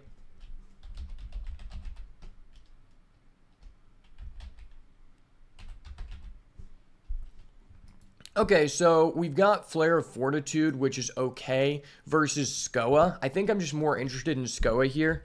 He has performed very well for me. I think once you get the second one, this card really performs because in the late game with your aggro decks, you don't really care about sacrificing 2 mountains, and it can set up some really nice plays. Ooh, Inventor versus Sundering Eruption. I think Sundering Eruption is enough better than Inventor that I'm willing to take it here, even though we're a little bit light on our early game creatures, but that's fine. Yeah, this card's just too good. It allows us to end the game. So we didn't end up wheeling any of our Hex Gold Sliths, which really sucks here.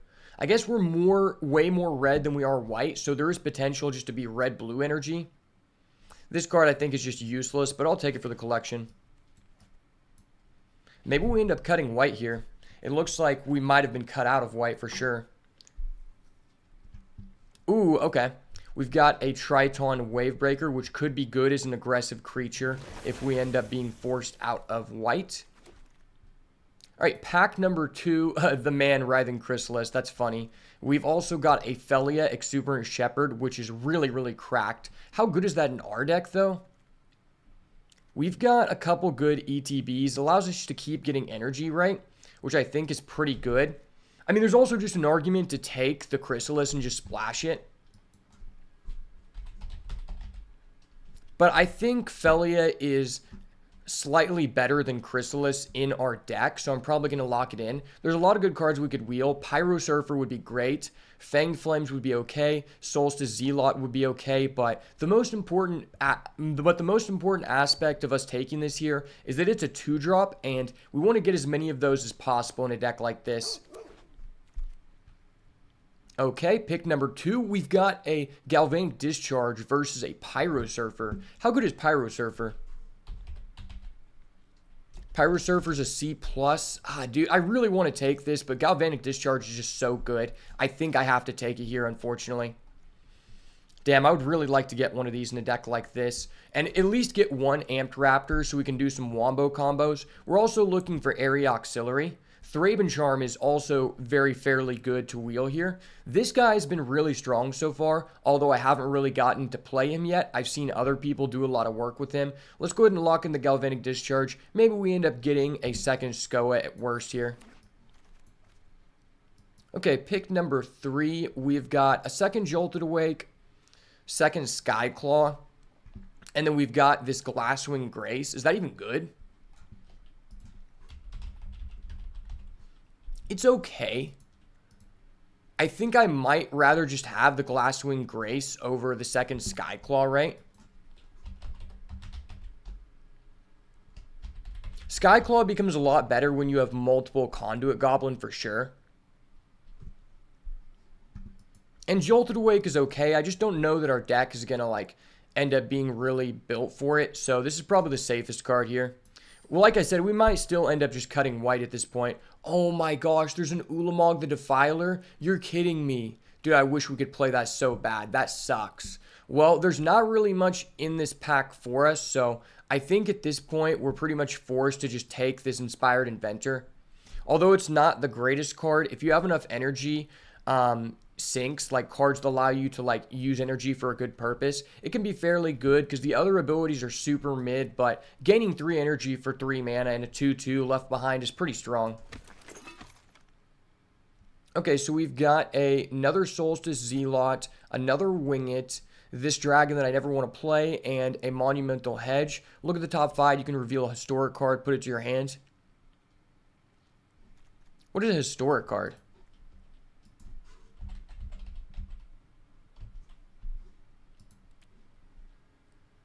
Do we have any historic cards? I think I'm more interested in the Solstice Zealot. It's just another creature, right? Artifacts, legendaries, or sagas. Okay. Well, that can find us a legendary, which is kind of nice. Ooh, not the best pull of cards here, but I am down for this card probably. It seems to work pretty well with the other cards we have so far. And we are playing white, so I think that's a fair inclusion. Really sucks that we aren't playing Teamer here because this has just been a really Teamer-centered draft. But I feel like a lot of people pivoted in the first pack, unfortunately. Okay, so we've got a Fanged Flames versus a Nebular Kite here. Probably just the Kite.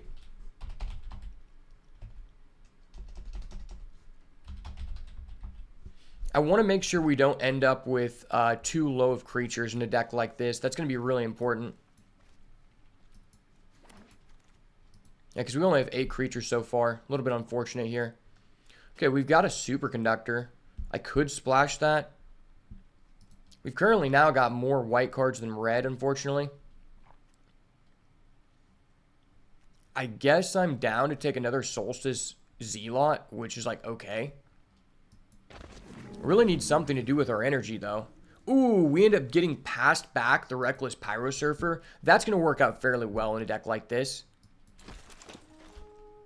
A second Pyro Surfer? Okay, sign me up. Now this Jolted Awake just became way better. If we can get another Goblin Conduit in the next pack, that'd be great. This card I really haven't seen a use for.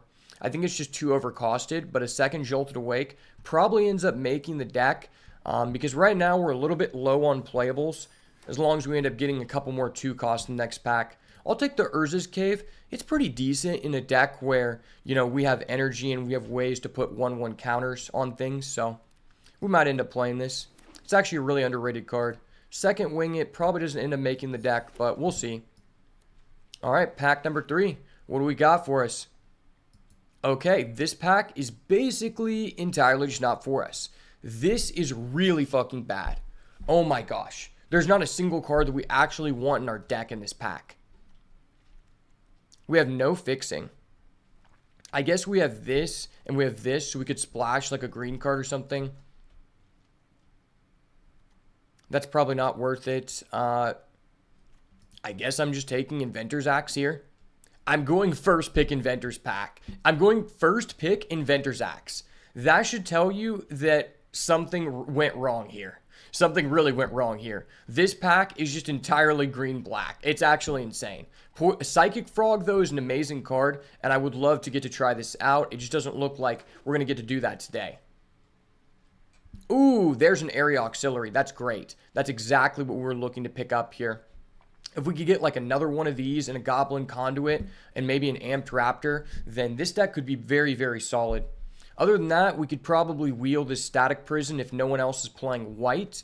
This is an okay card to play. The Exile effect typically doesn't come up, but if you're grinding with another aggro person, I could definitely see that happening.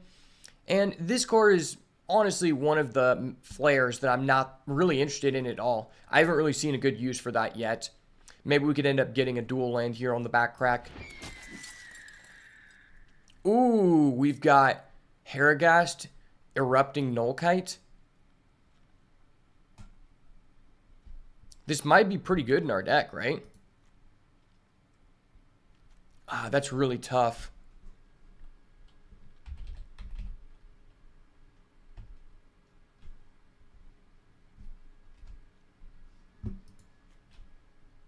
When you cast the spell, exile 3, draw 3.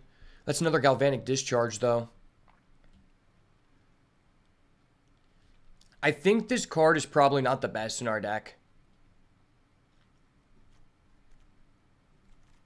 I don't know. I'm going to pass on it. I haven't used that card yet. I don't know if it's really that strong in a deck like this. Please don't tell me that I'm going to regret that. Okay, so we've got a Barbarian Ring. We've got an Infernal Captor, which probably just isn't worth it.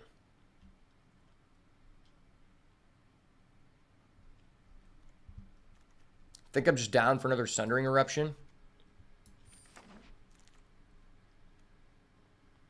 Iron Eater. Nyxborn Unicorn. Mogbob. We have to sacrifice this. That's really bad. I guess I'm down for another Unicorn. Hopefully we can get one of these on the way back.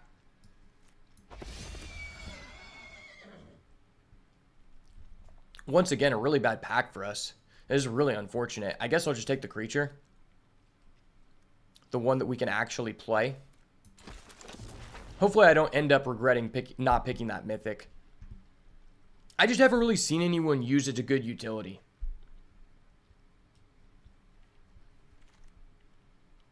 It's probably better in a token strategy for sure. Genku, this is a really cool card. Just haven't had an opportunity to really play that yet. It's a red-white land, but I probably need the Smelting Beetle. Wow, we ended up with a little bit of lower than the litter, if you would say, but a 2-drop is a 2-drop.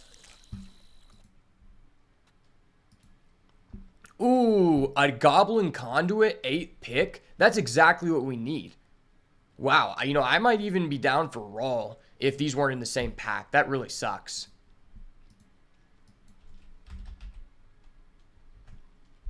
I think Raw is a lot better than people think. Even though it's not like game winning, I mean, still just every turn you have a 50-50 to transform. I think it's pretty strong. Okay, well, I'll take the Mythic for the collection here, I guess.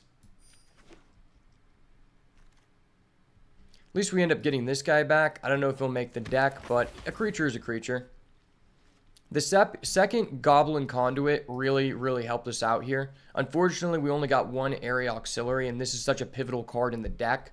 Hopefully, we can get a Skoa here. If we get a second one, I'm definitely putting that in. We've got Charitable Donations. That's really bad.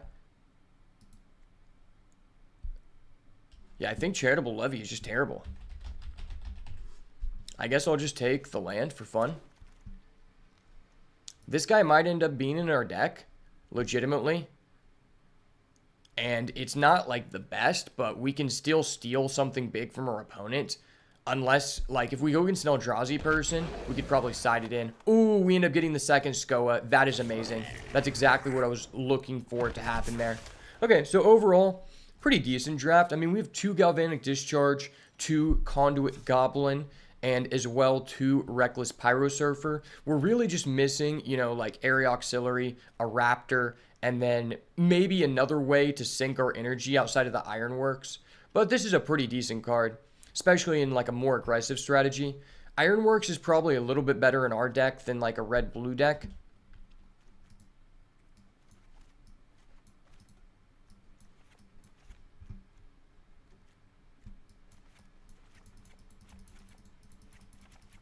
All right, let's do this. We do have a Lelia, which is pretty nice. Putting those in, putting those in.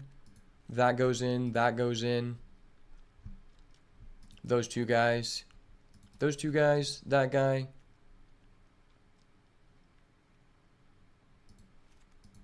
That guy's good too. You don't really care about paying 3 life in an aggressive strategy like this. Do we want this? I guess it can allow us to do a couple decent plays in our aggro turns. This can allow us to do, I guess, like a couple decent things where we could just generate extra mana, right? I mean, it's still just a 3/3 menace, which is probably good enough in a deck like this. That probably makes it in the deck. Let's look at our white cards here. Definitely putting in these Jolted Awakes. Definitely Phalia. Area Auxiliary. A Johnny.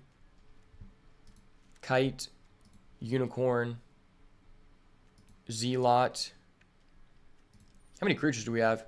Okay, we started off with a low amount of creatures and actually finished up pretty nicely here. This is a little bit tough, though. I don't know how much we really, like, care about this.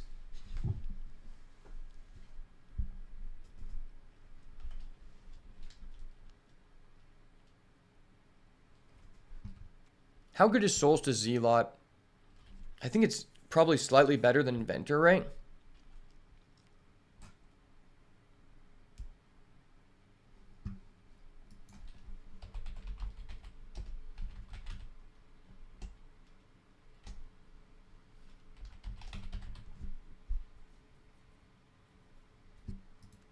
That's probably just better. This card's probably worth it. Our deck goes wide. Very, very wide. Maybe I don't want this Inventor's Axe. Inventor's Axe definitely isn't the best in a deck like this.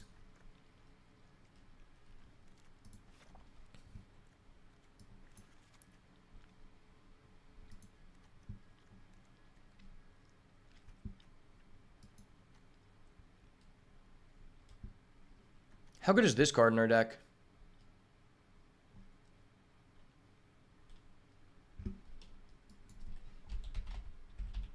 Let me check what is the best place to play Glasswing.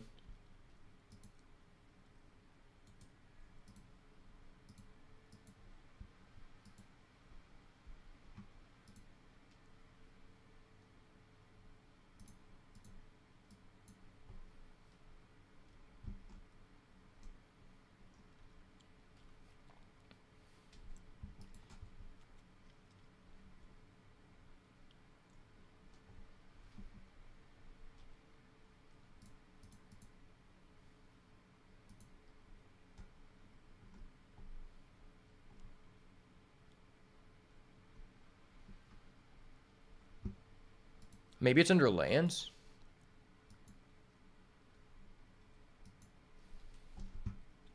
Okay, no, it's under multicolor.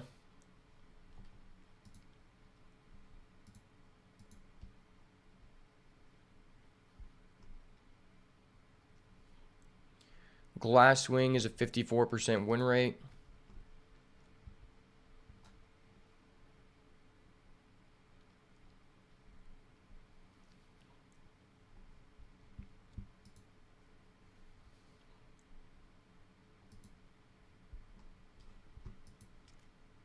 That's an uncommon too. Okay.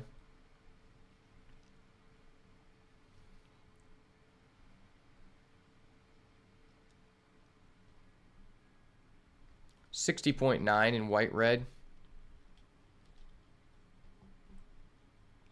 which is pretty good. I guess it's legitimately good enough.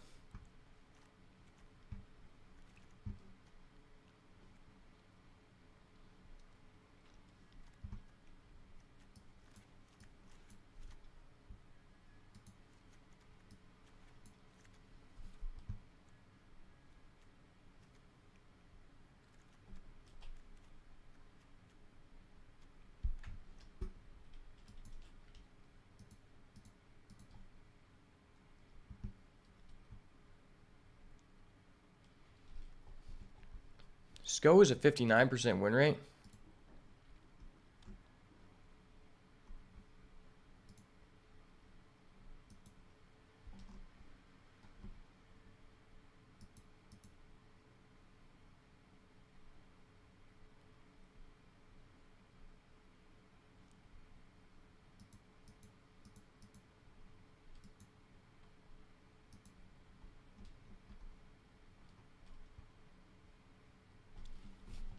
$60.4 in all decks. Okay. Let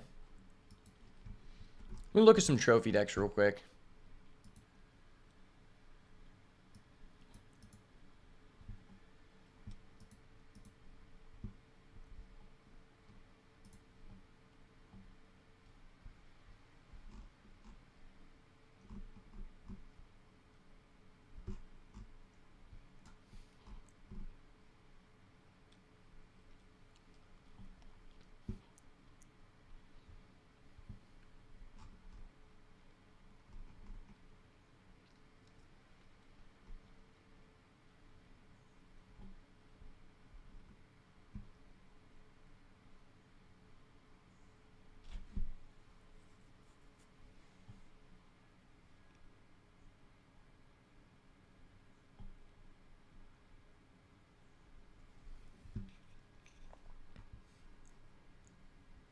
Do we want this Thriving Skyclaw? It's a way to pay for energy.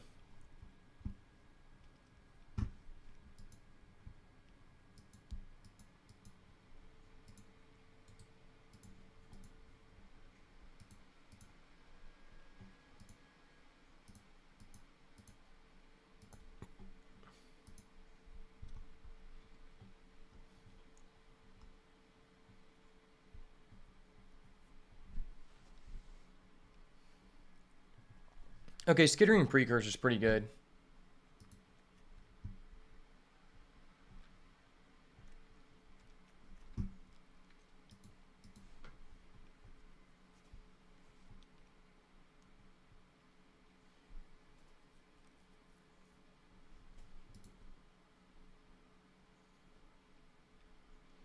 Thriving Skyclaw is the second highest win rate card. Okay.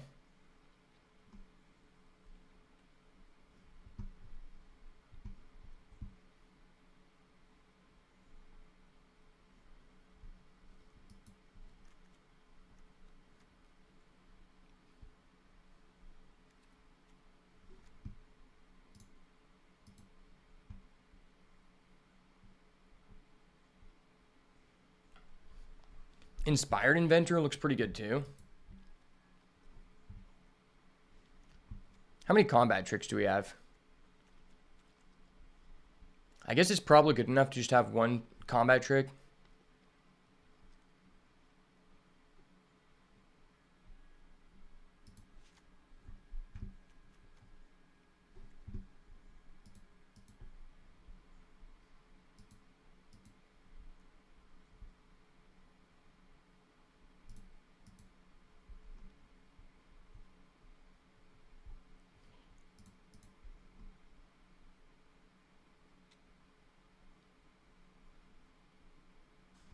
So people aren't really playing Distinguished Conjurer. It doesn't seem that good.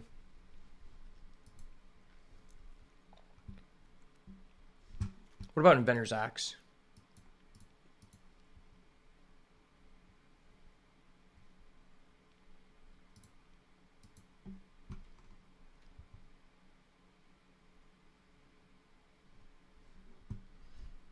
Yeah, people don't really like Inventor's Axe in this deck, and I respect that.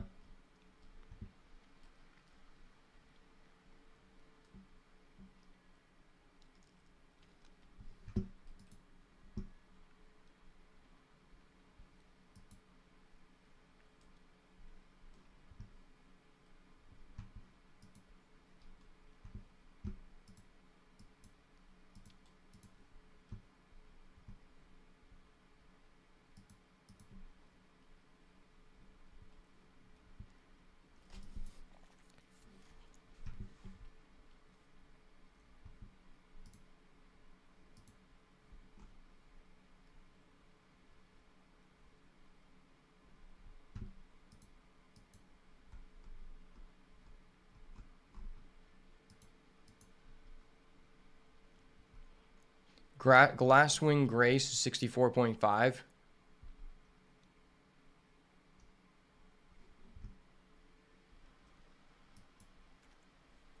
Is Strength of the Harvest better than Glasswing Grace?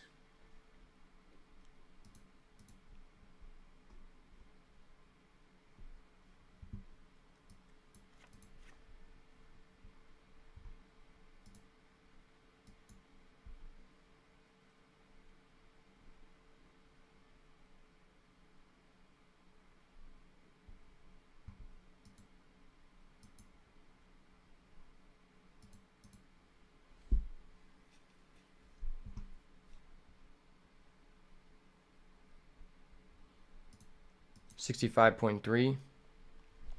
Okay, I think it might just be better just to do this.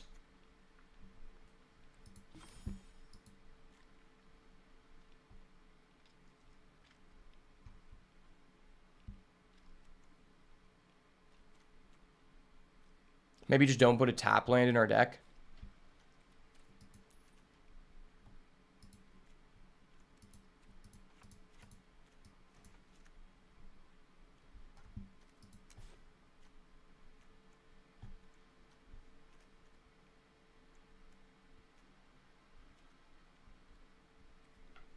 Seven 2-drops is pretty good, I guess. We still have got one Wing It. Would we rather have Wing It, or would we rather have, like, one of these cards? Let's see.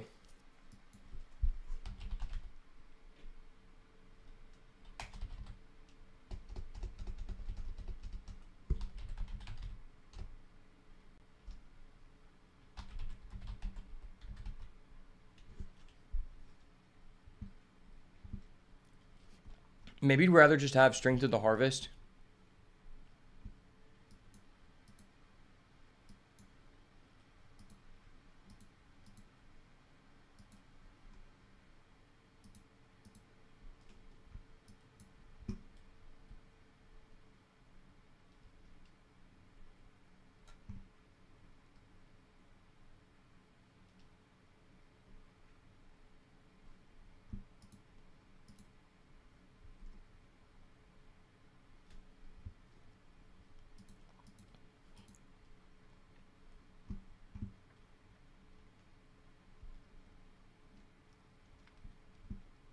Strength of the Hardest is 62.4.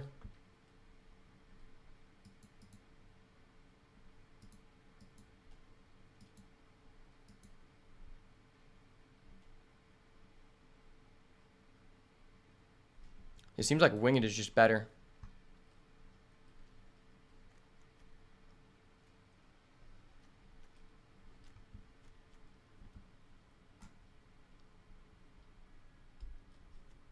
I think we just go really wide in this deck, though.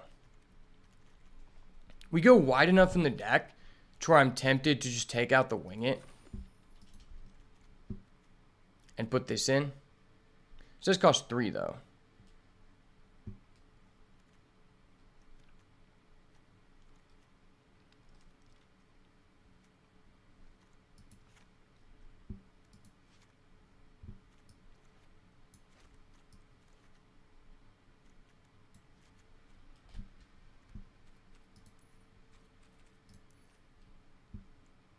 Is there anything that's worse than Inventor? Maybe Skyclaw? And Skyclaw has been really good. I think I'm okay with this.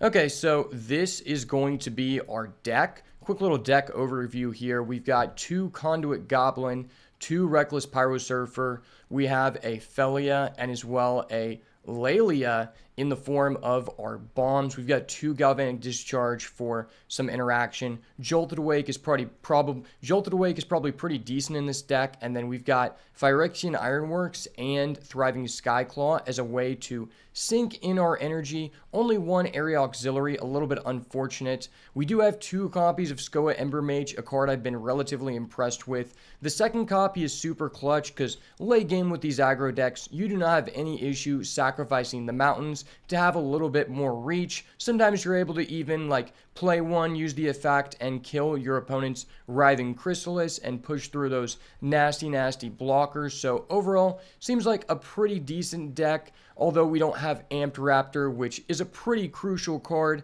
and we're a little bit light on 2-drops. I think we can do pretty well with this deck. We do have the 2 Sundering Eruption, though, and the 1 Strength of the Harvest as some decent MDFCs, and I assume Sundering Eruption should come up pretty clutch as a way to end the game.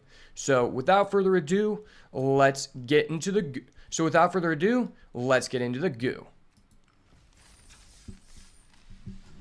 All right, let me go to the bathroom real quick.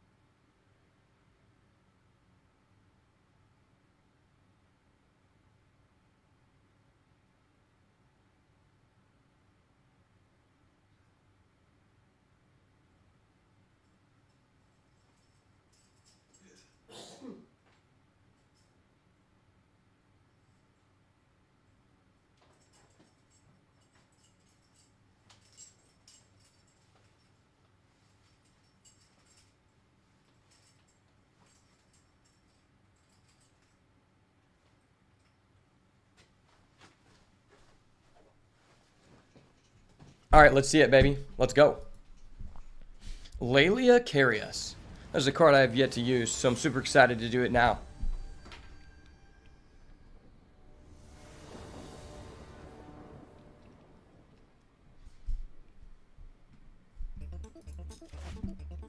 Okay, so we have 5 lands, no creatures. That's a no-go for me, son. Let's get a Goblin Conduit in here. Okay, I like this hand a lot. 3 lands with the optionality to hold this. This is a perfect start. Let's go. What do we put back here? Maybe the land? Maybe the Jolted Awake?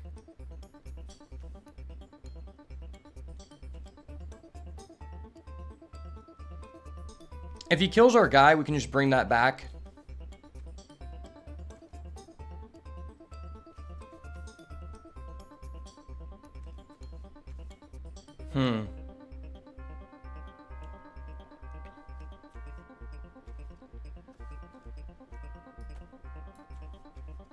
I think I'm going to put back the Reckless Pyro Surfer, because if I keep it, we're going to put back a land, and we're just not going to have enough to get the value from this.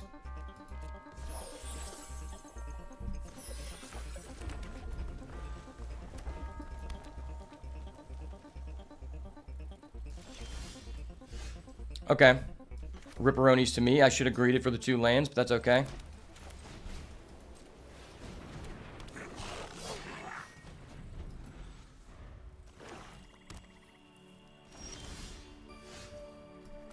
No answer to the Goblin. Nice, nice. You love to see it.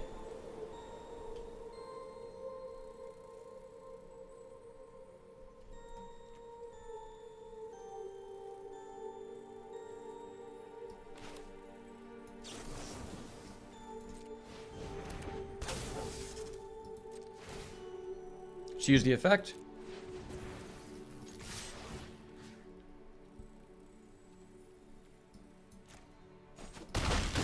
Get him for 5. Okay. Hopefully we end up drawing a actual creature here. That'd be really good. Area Auxiliary would be insane. Or Lelia.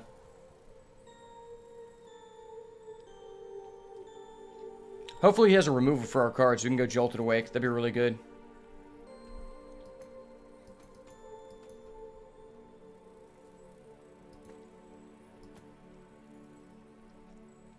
Don't exile my card, please. I have no way to get back from exile. We has a Fury. Dude, what? You're kidding me. This guy's insane. This guy's crazy, bro. This is my first time playing against someone with an Elemental. Wow. That was vile, bro. Holy shit.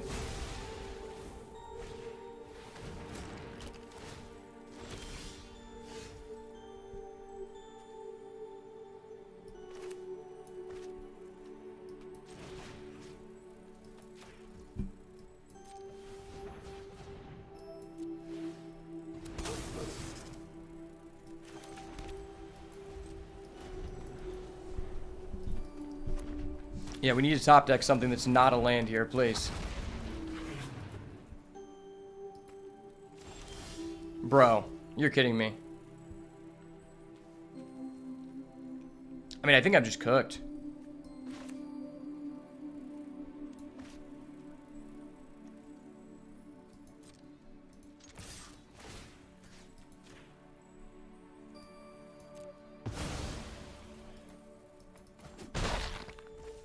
Nice.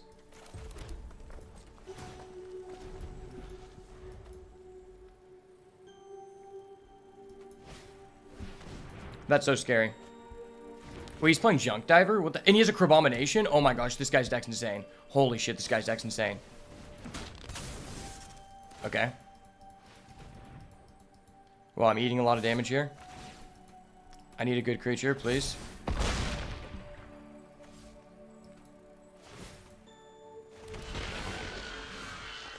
It's not really a good creature. It is a creature.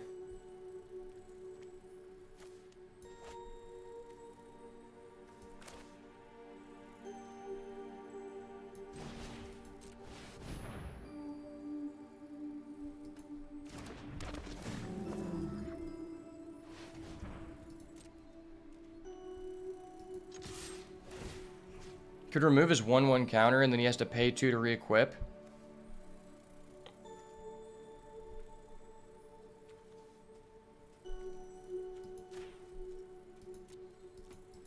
I don't think this really does anything.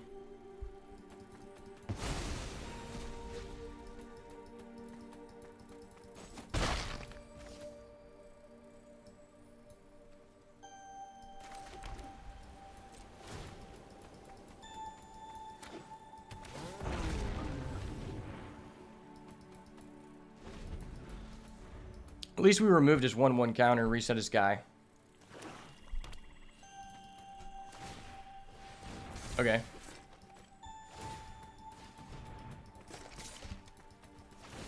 Well, I'm going to start tapping that down, I guess. Because I'm 1 hit away from dying.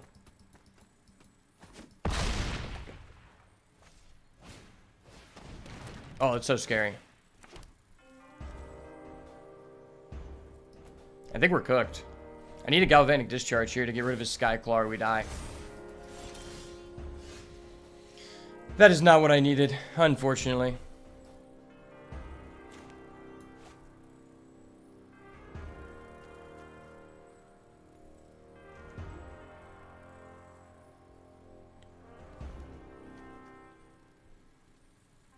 He's got a lot of good artifacts. That sucks.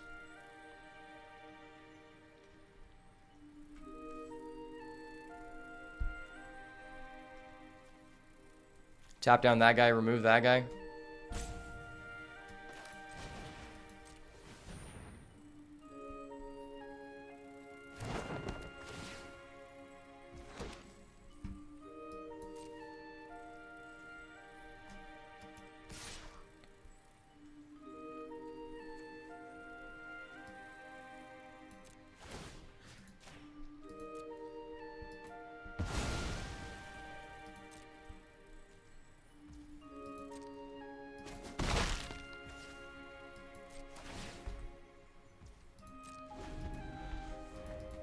This is really sus.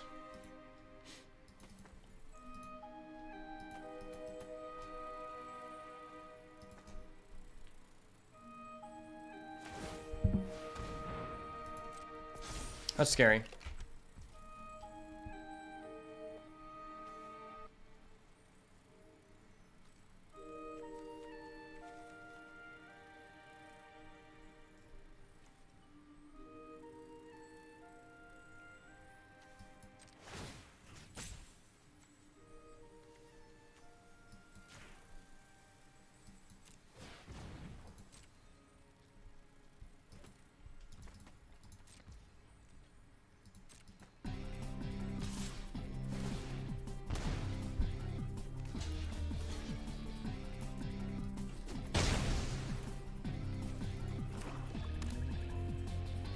This is a barn burner, dude.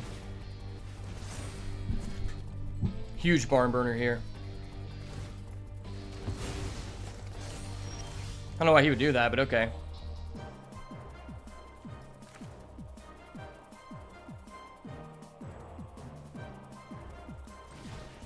Seems kind of like a blunder from him.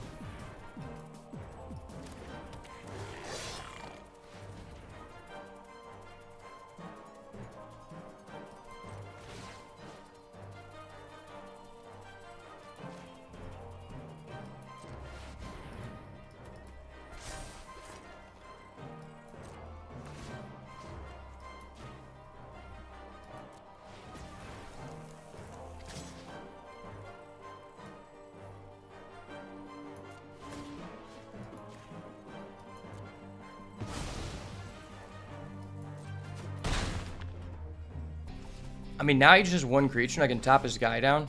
Was that just a huge blunder by him?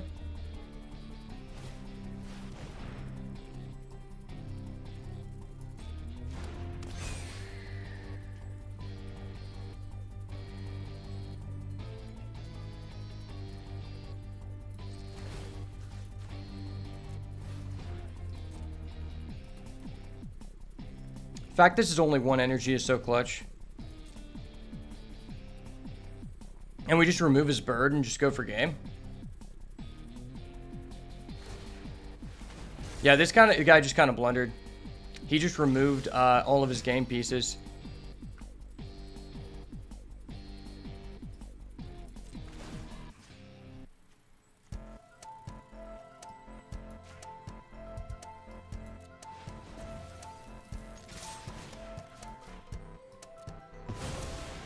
Okay, well, I didn't deserve it, but we did it anyway. Wow, that was stressful.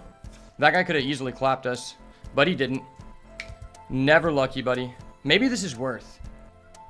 Exploit: when you sacrifice a creature, you gain control of target artifact or creature and untap it against haste. That's kind of good, I guess. This is also kind of good. I don't know, I think the Skoa is just really good against his deck because he has a lot of like 4 or less toughness guys. I think I'm just cool with this. Since we're on the draw, though, maybe I just get rid of this, put that in.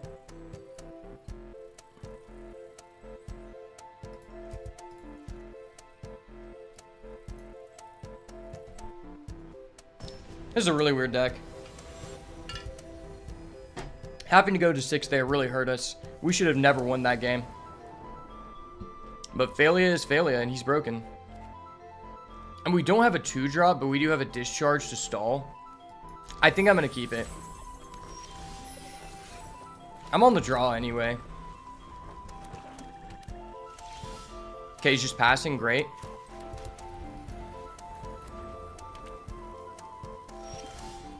Okay, amazing.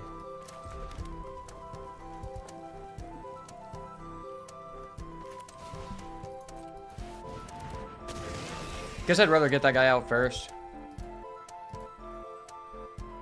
Since I have 3 mountains, I can greed and go Zealot and discharge.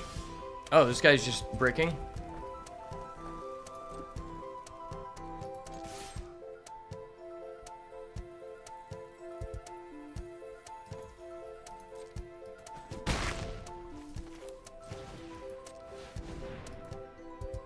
Zealot discharge, okay.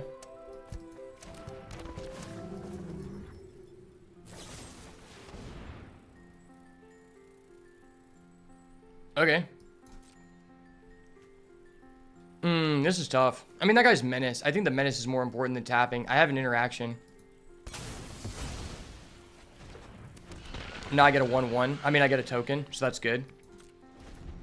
Now, technically, we'll be able to go Skoa next turn, so that was actually beneficial to us. Okay, he's going to make us sacrifice this.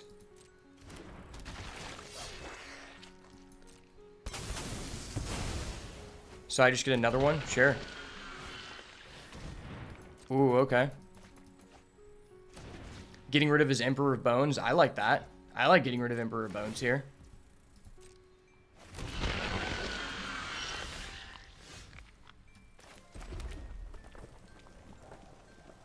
One, two, three, four, five. I only have one white, so I can't play both of these. So I have to play at least one this turn.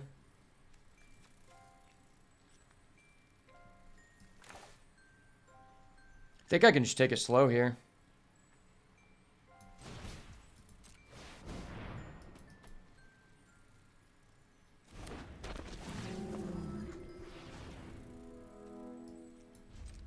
Now I've got 4 energy, so if he puts out something big, I can kill it regardless.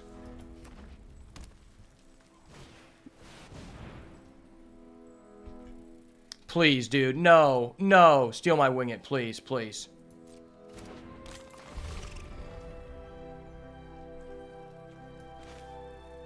That's so fucked.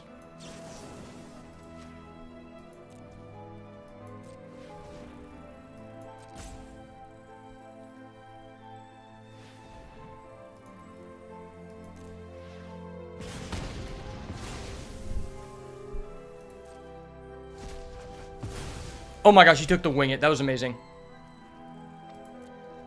You just get my skittering precursor? Okay. Wow, that was the best possible scenario for us. If he stole either of these other cards, we would actually just be cooked. Okay, sure. Okay, you can have more tokens. Wow, that was perfect for us. Not a land, not a land. Okay, not a land. We're working. We're cooking. Skoa time, baby. Let's go. Talk to the Ember Mage. Yes, sir, Ski brother. Next turn, we've got Area Auxiliary. Technically, if we top deck a white here, we can do both. But I think I just hold this to Bestow, right? Bestow's just too good. If he kills one of our guys, I'm fine with that. Wow, this card is so unfair. I understand why he played black. Like, I've never had the opportunity to choose this card, but it's basically like Trishula, the Dragon of the Ice Bearer, if you've ever seen that. Aw, dude, what the fuck? That's so fucking broken. Are you kidding me? Bro, if he steals our Area Auxiliary, we're just dead. Okay, he didn't take it, so we have a chance here. That's still so bad.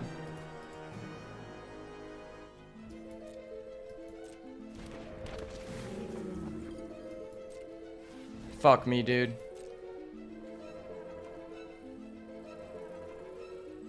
Dude, you get rid of your Marauder. That was just so broken.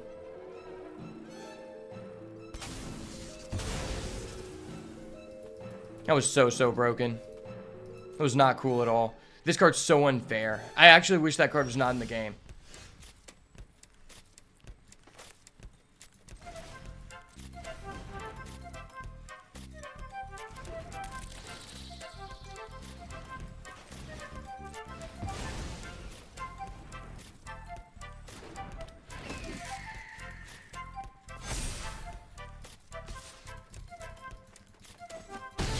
He's just taking it, not using his token, okay.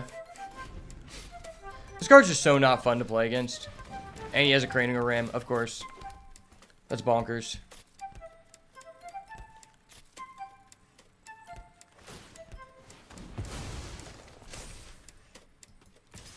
Okay, I mean, we can race. I can't do anything.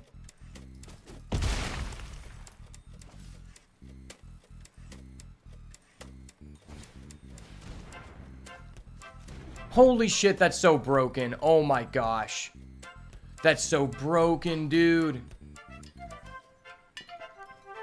He just stole our out. That was unfair. Unfair as fuck, man. And he still has an energy. Wait, he can also just play that? Dude, he's literally able to play all 3 of our cards? Are you kidding me? Hold up. Wait a minute. Something ain't right. That was so stupid.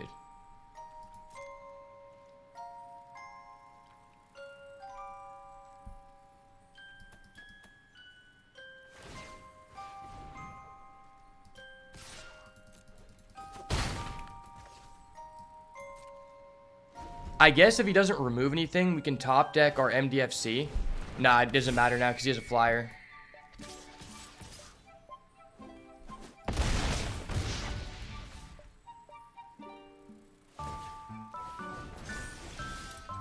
Rip, that was just unfair. I mean, he just got to use Crabomination 2 times. You play Crabomination 1 time, you just auto-win. That was ridiculously vile. You gotta be kidding me, man. Wow, losing to that felt so bad because that just required no skill. That card's so broken.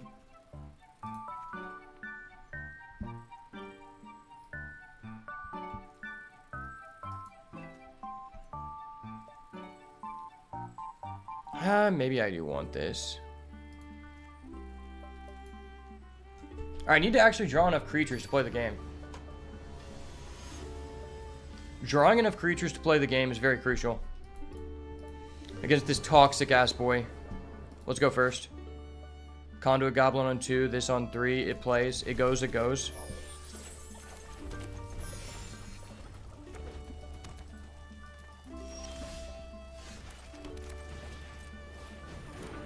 Alright, please do not brick on lands.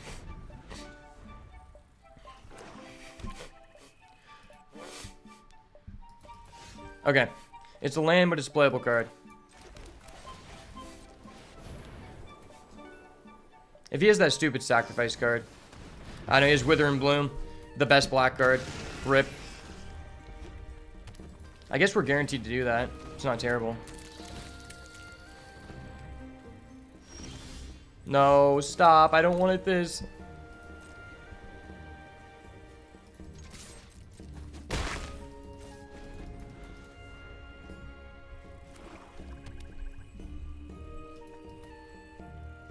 This feels really unfair. If this guy goes Crabomination, I'm gonna cry.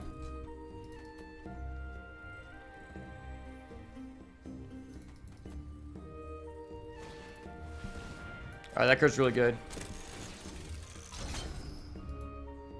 And I currently have no target for this. I needed him to play a big guy.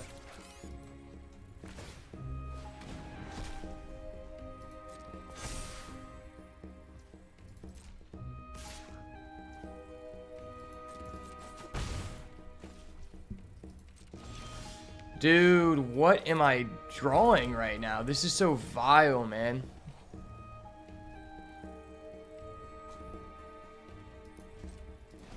This is so bad.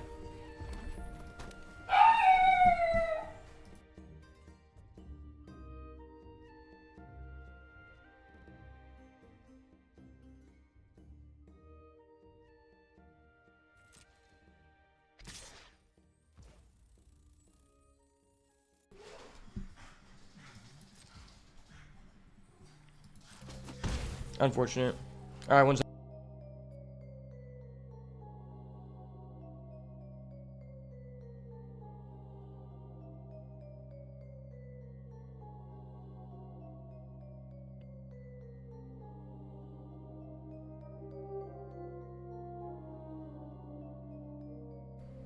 Okay, that really sucks, but that's okay.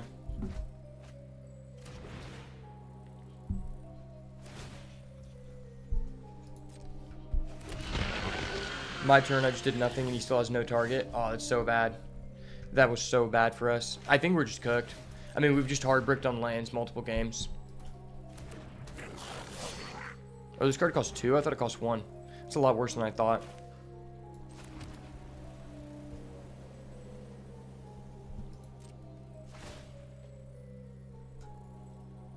Nah. Just save this. Wait till he plays a Crabomination and then just die.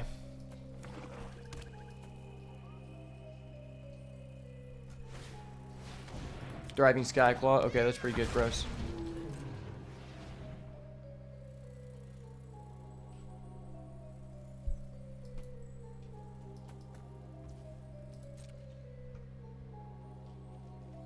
I need a creature here so bad. Okay, that's okay. That's decent. That's decent. Kind of decent for what, eh?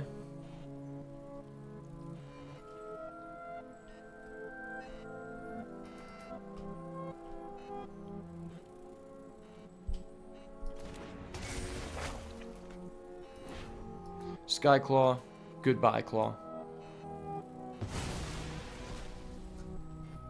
Am I willing to discharge this before combat?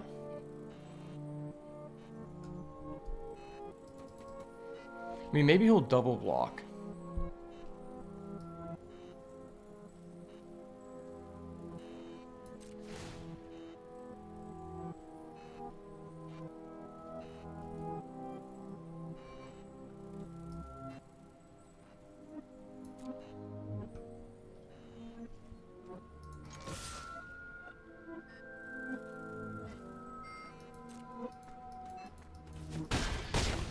Okay.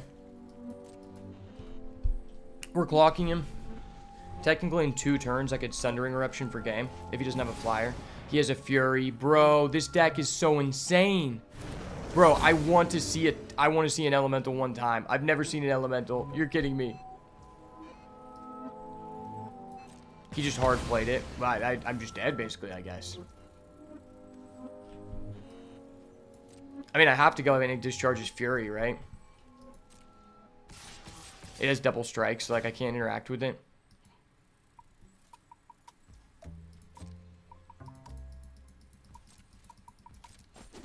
Wow, I wish I could get a deck with Fury and Crabomination. That's literally absurd.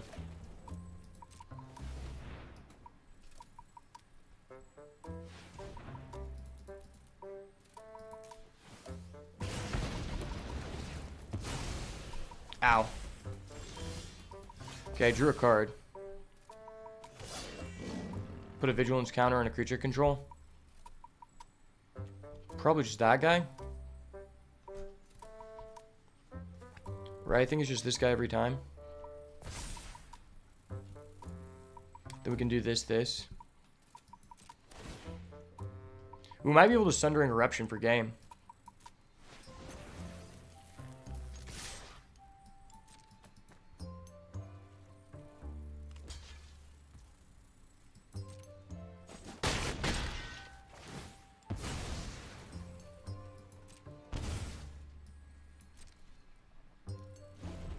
Two, 4, 6.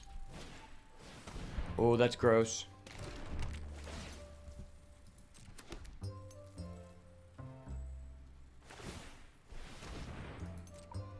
Okay.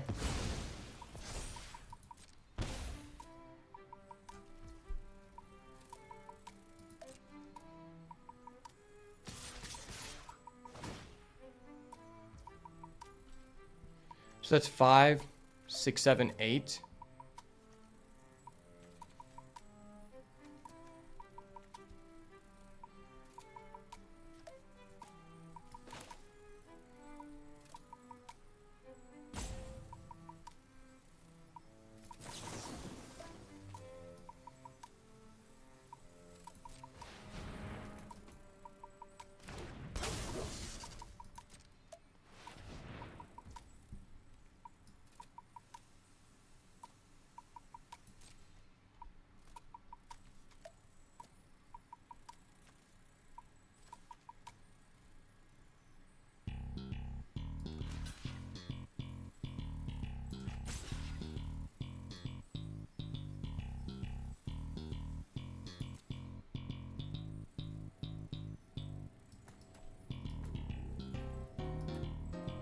Please tell me he has no combat trick.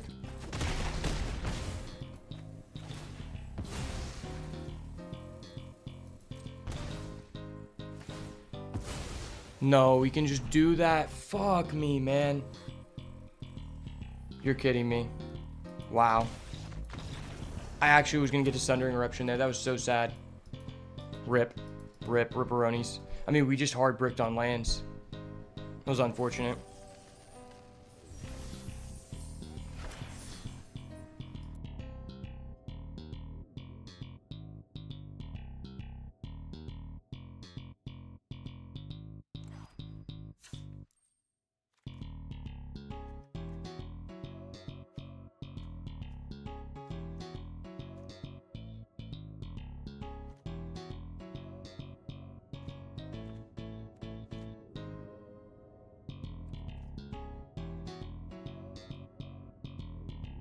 Yeah, I just want another creature. Screw it, I just want another creature. Creatures are just too important. That was very unfortunate. We got rolled by that guy. I mean, he had a Crabomination and a Fury, so it's like, what can we even say?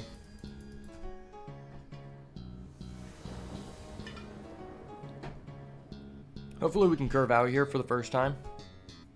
Display the power of Lelia, which we have yet to see. Lelia seems really good. Just haven't got to see it. So, we have a 3-drop, nothing else to do. I mean, this is an easy mole. I mean, I guess now we don't have a 2-drop. Or no, we do have a 2-drop. Okay. Yeah, this hand works. This hand works really well. Let's go. Shooting this on 2, 3, 4. Alright, just put this back. That's fine.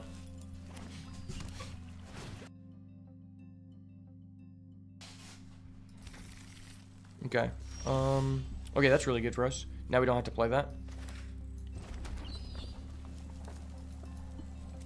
Reckless Pyro Surfer on 2. While we still get the landfall triggers. Ooh, now we have that. That's nice. If we can top tick an area auxiliary here, this would be great.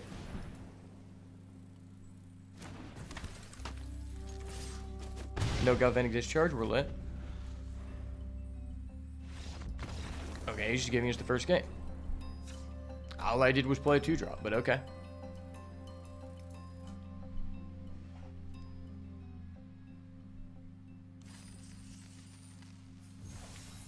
Wait, what just happened? My opponent just left the match? Okay. Well, that was easy, I guess. I played a 2-drop and the guy just had to get off the computer.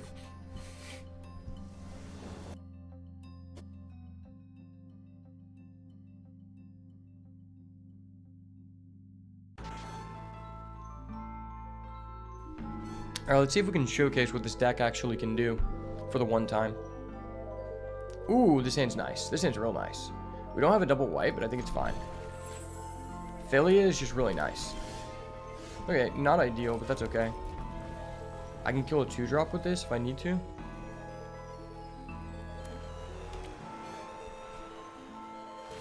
Oh, he's got a fetch. Nice. That's dope. Fetches are cool. It's funny because common fetches are probably just better in this format. Probably just hold this. I don't really care about that. My guys just beat over it. Ooh, that's great. Yes, sir. Sign me up for that. Sign me up, baby.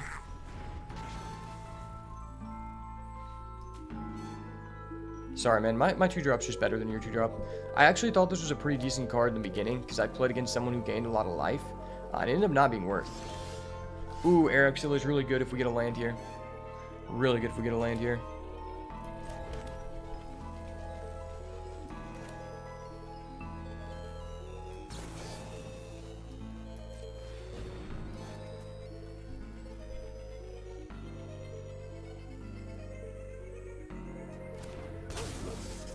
So now what we're going to do is we're going to attack. Pay the energy, pay the 1. You don't have an answer. Oh, that's gross. Okay. Well, I will respectively decline. Respectfully, of course. It's kind of funny, though. This card's such a threat that you're not actually answering this, which this is arguably a better card in some situations.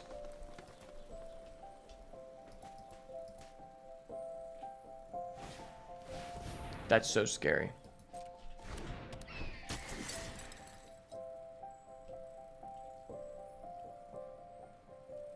I guess I care more about his flyer. If we have a way to remove this, he's cooked. Yes, sir. You can get your 1.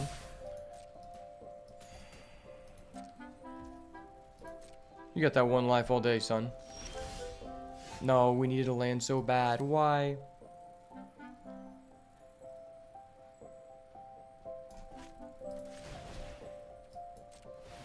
This is okay.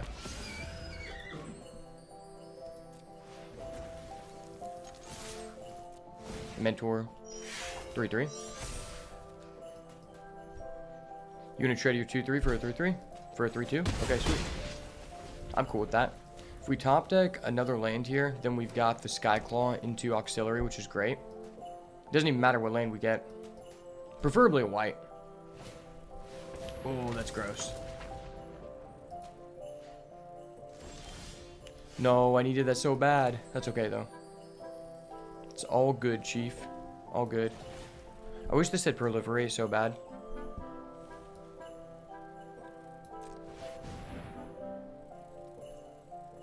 Is it ever energy? I don't think so.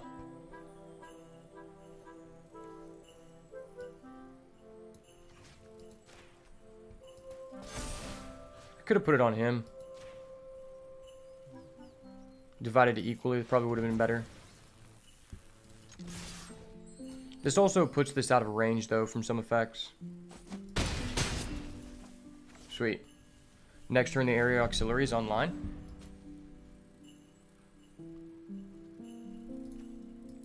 You can flashback, do nothing. Oh, that's so scary. That's so scary. Holy shit, that's such a broken combo. Holy shit, that's so broken.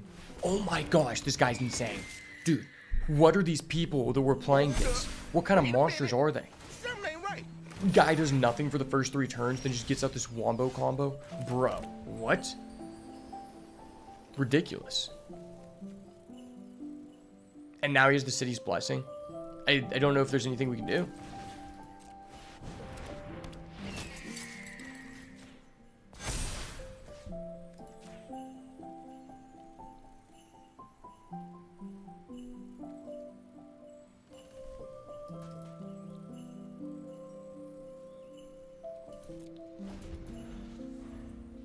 He can just keep getting life. I need to get a galvanic discharge, get this out of here really fast, or we just die. I mean, I guess if he buffs it up, I could go with Johnny.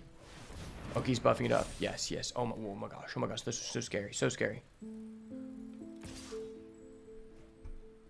That has lifelink too. Fuck, dude. That's so broken. Okay, I need a land here so bad. A land puts us back in the game.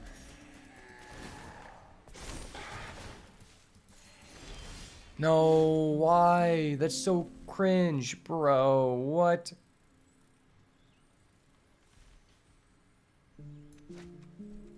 I mean, I'm just cooked. It's just too slow. Unfortunate. Because he can just revive that with his flashback, so there's like nothing I can do there. That really sucked.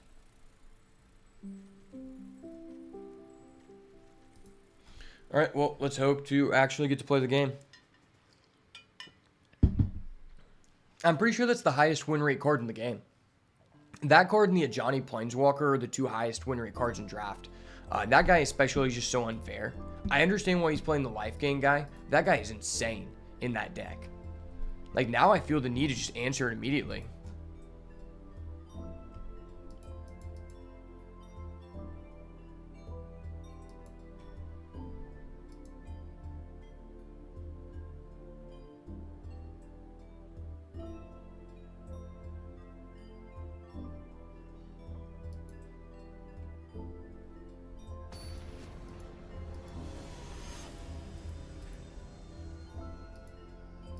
Okay.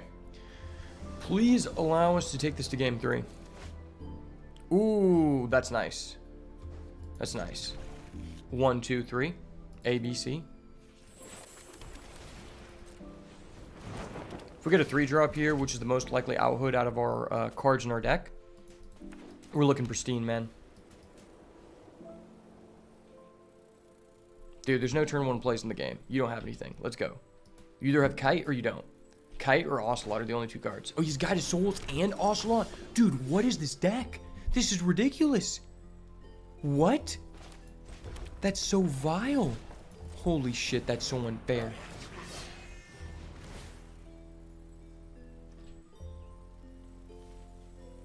Holy shit, that's so unfair.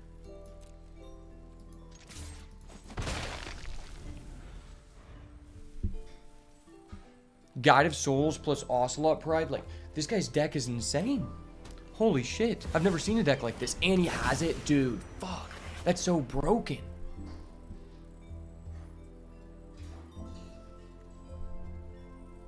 I need to top that Galvanic Discharge or we're just dead. This gains him a life and an energy? Why is that so synergistic? Holy shit, dude.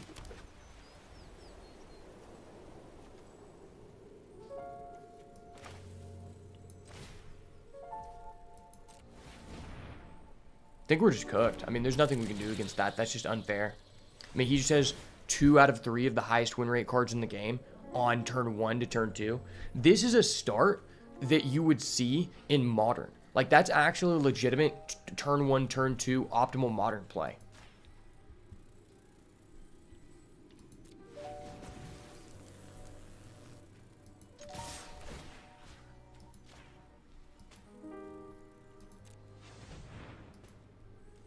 I mean, you're not blocking, dude. That's very unfortunate. I mean, we're just cooked. He just starts using his God of Souls to, like, put the counters on this, give him unlimited, just everything. Even if I top deck a Galvanic Discharge, I'm not sure I can do anything.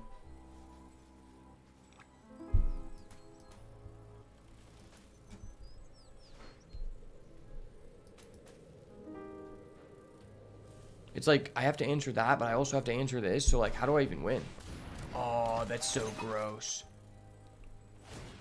And now he gets an energy. That's so bad. Oh my gosh, that's so bad.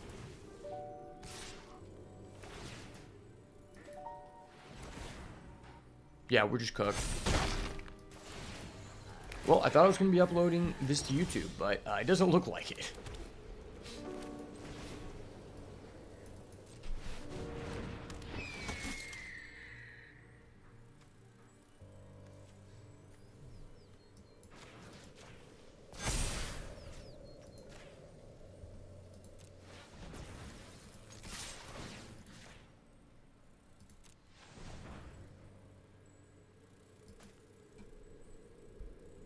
And we're just cooked. I might as well just attack with everything for fun.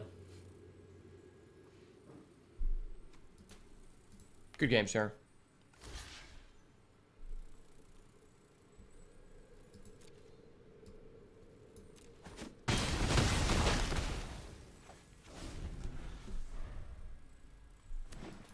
This is such an unfair combo. I think that might be the best thing to do in draft. Arguably one of the best things to do in Modern as well.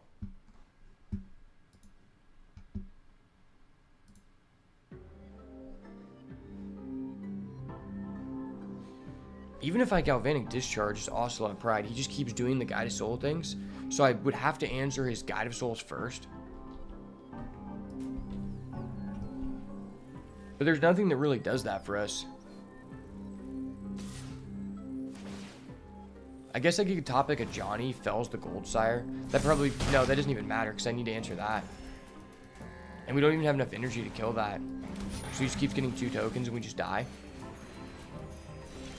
And he just gained back. Yeah, I mean, that's just GG. That really was unfortunate. Oh, well. Good game, man. You open the most broken combo in the draft. I go match 2 against someone who has Fury, which is one of the most difficult cards to pull in the draft, plus Abomination, which is one of, like, the top 5 bombs in the draft, into another person who also has a loss, who has Guide of Souls Ocelot Pride. Bro, how do you have a loss with this deck? Like, I feel less about losing and more like astounded that this guy lost with this deck. How do you lose with that? That's so unfair. Maybe he just bricked. I don't know. This is unfortunate. It is what it is. It's all good though. Well, I've got to work on other videos, so thank you so much for everybody who stopped by. Really appreciate it. Hope you guys have a wonderful rest of your day. Stay tuned to more further card game content in the future. And as always, if it's not the goo, it's got to go. Peace.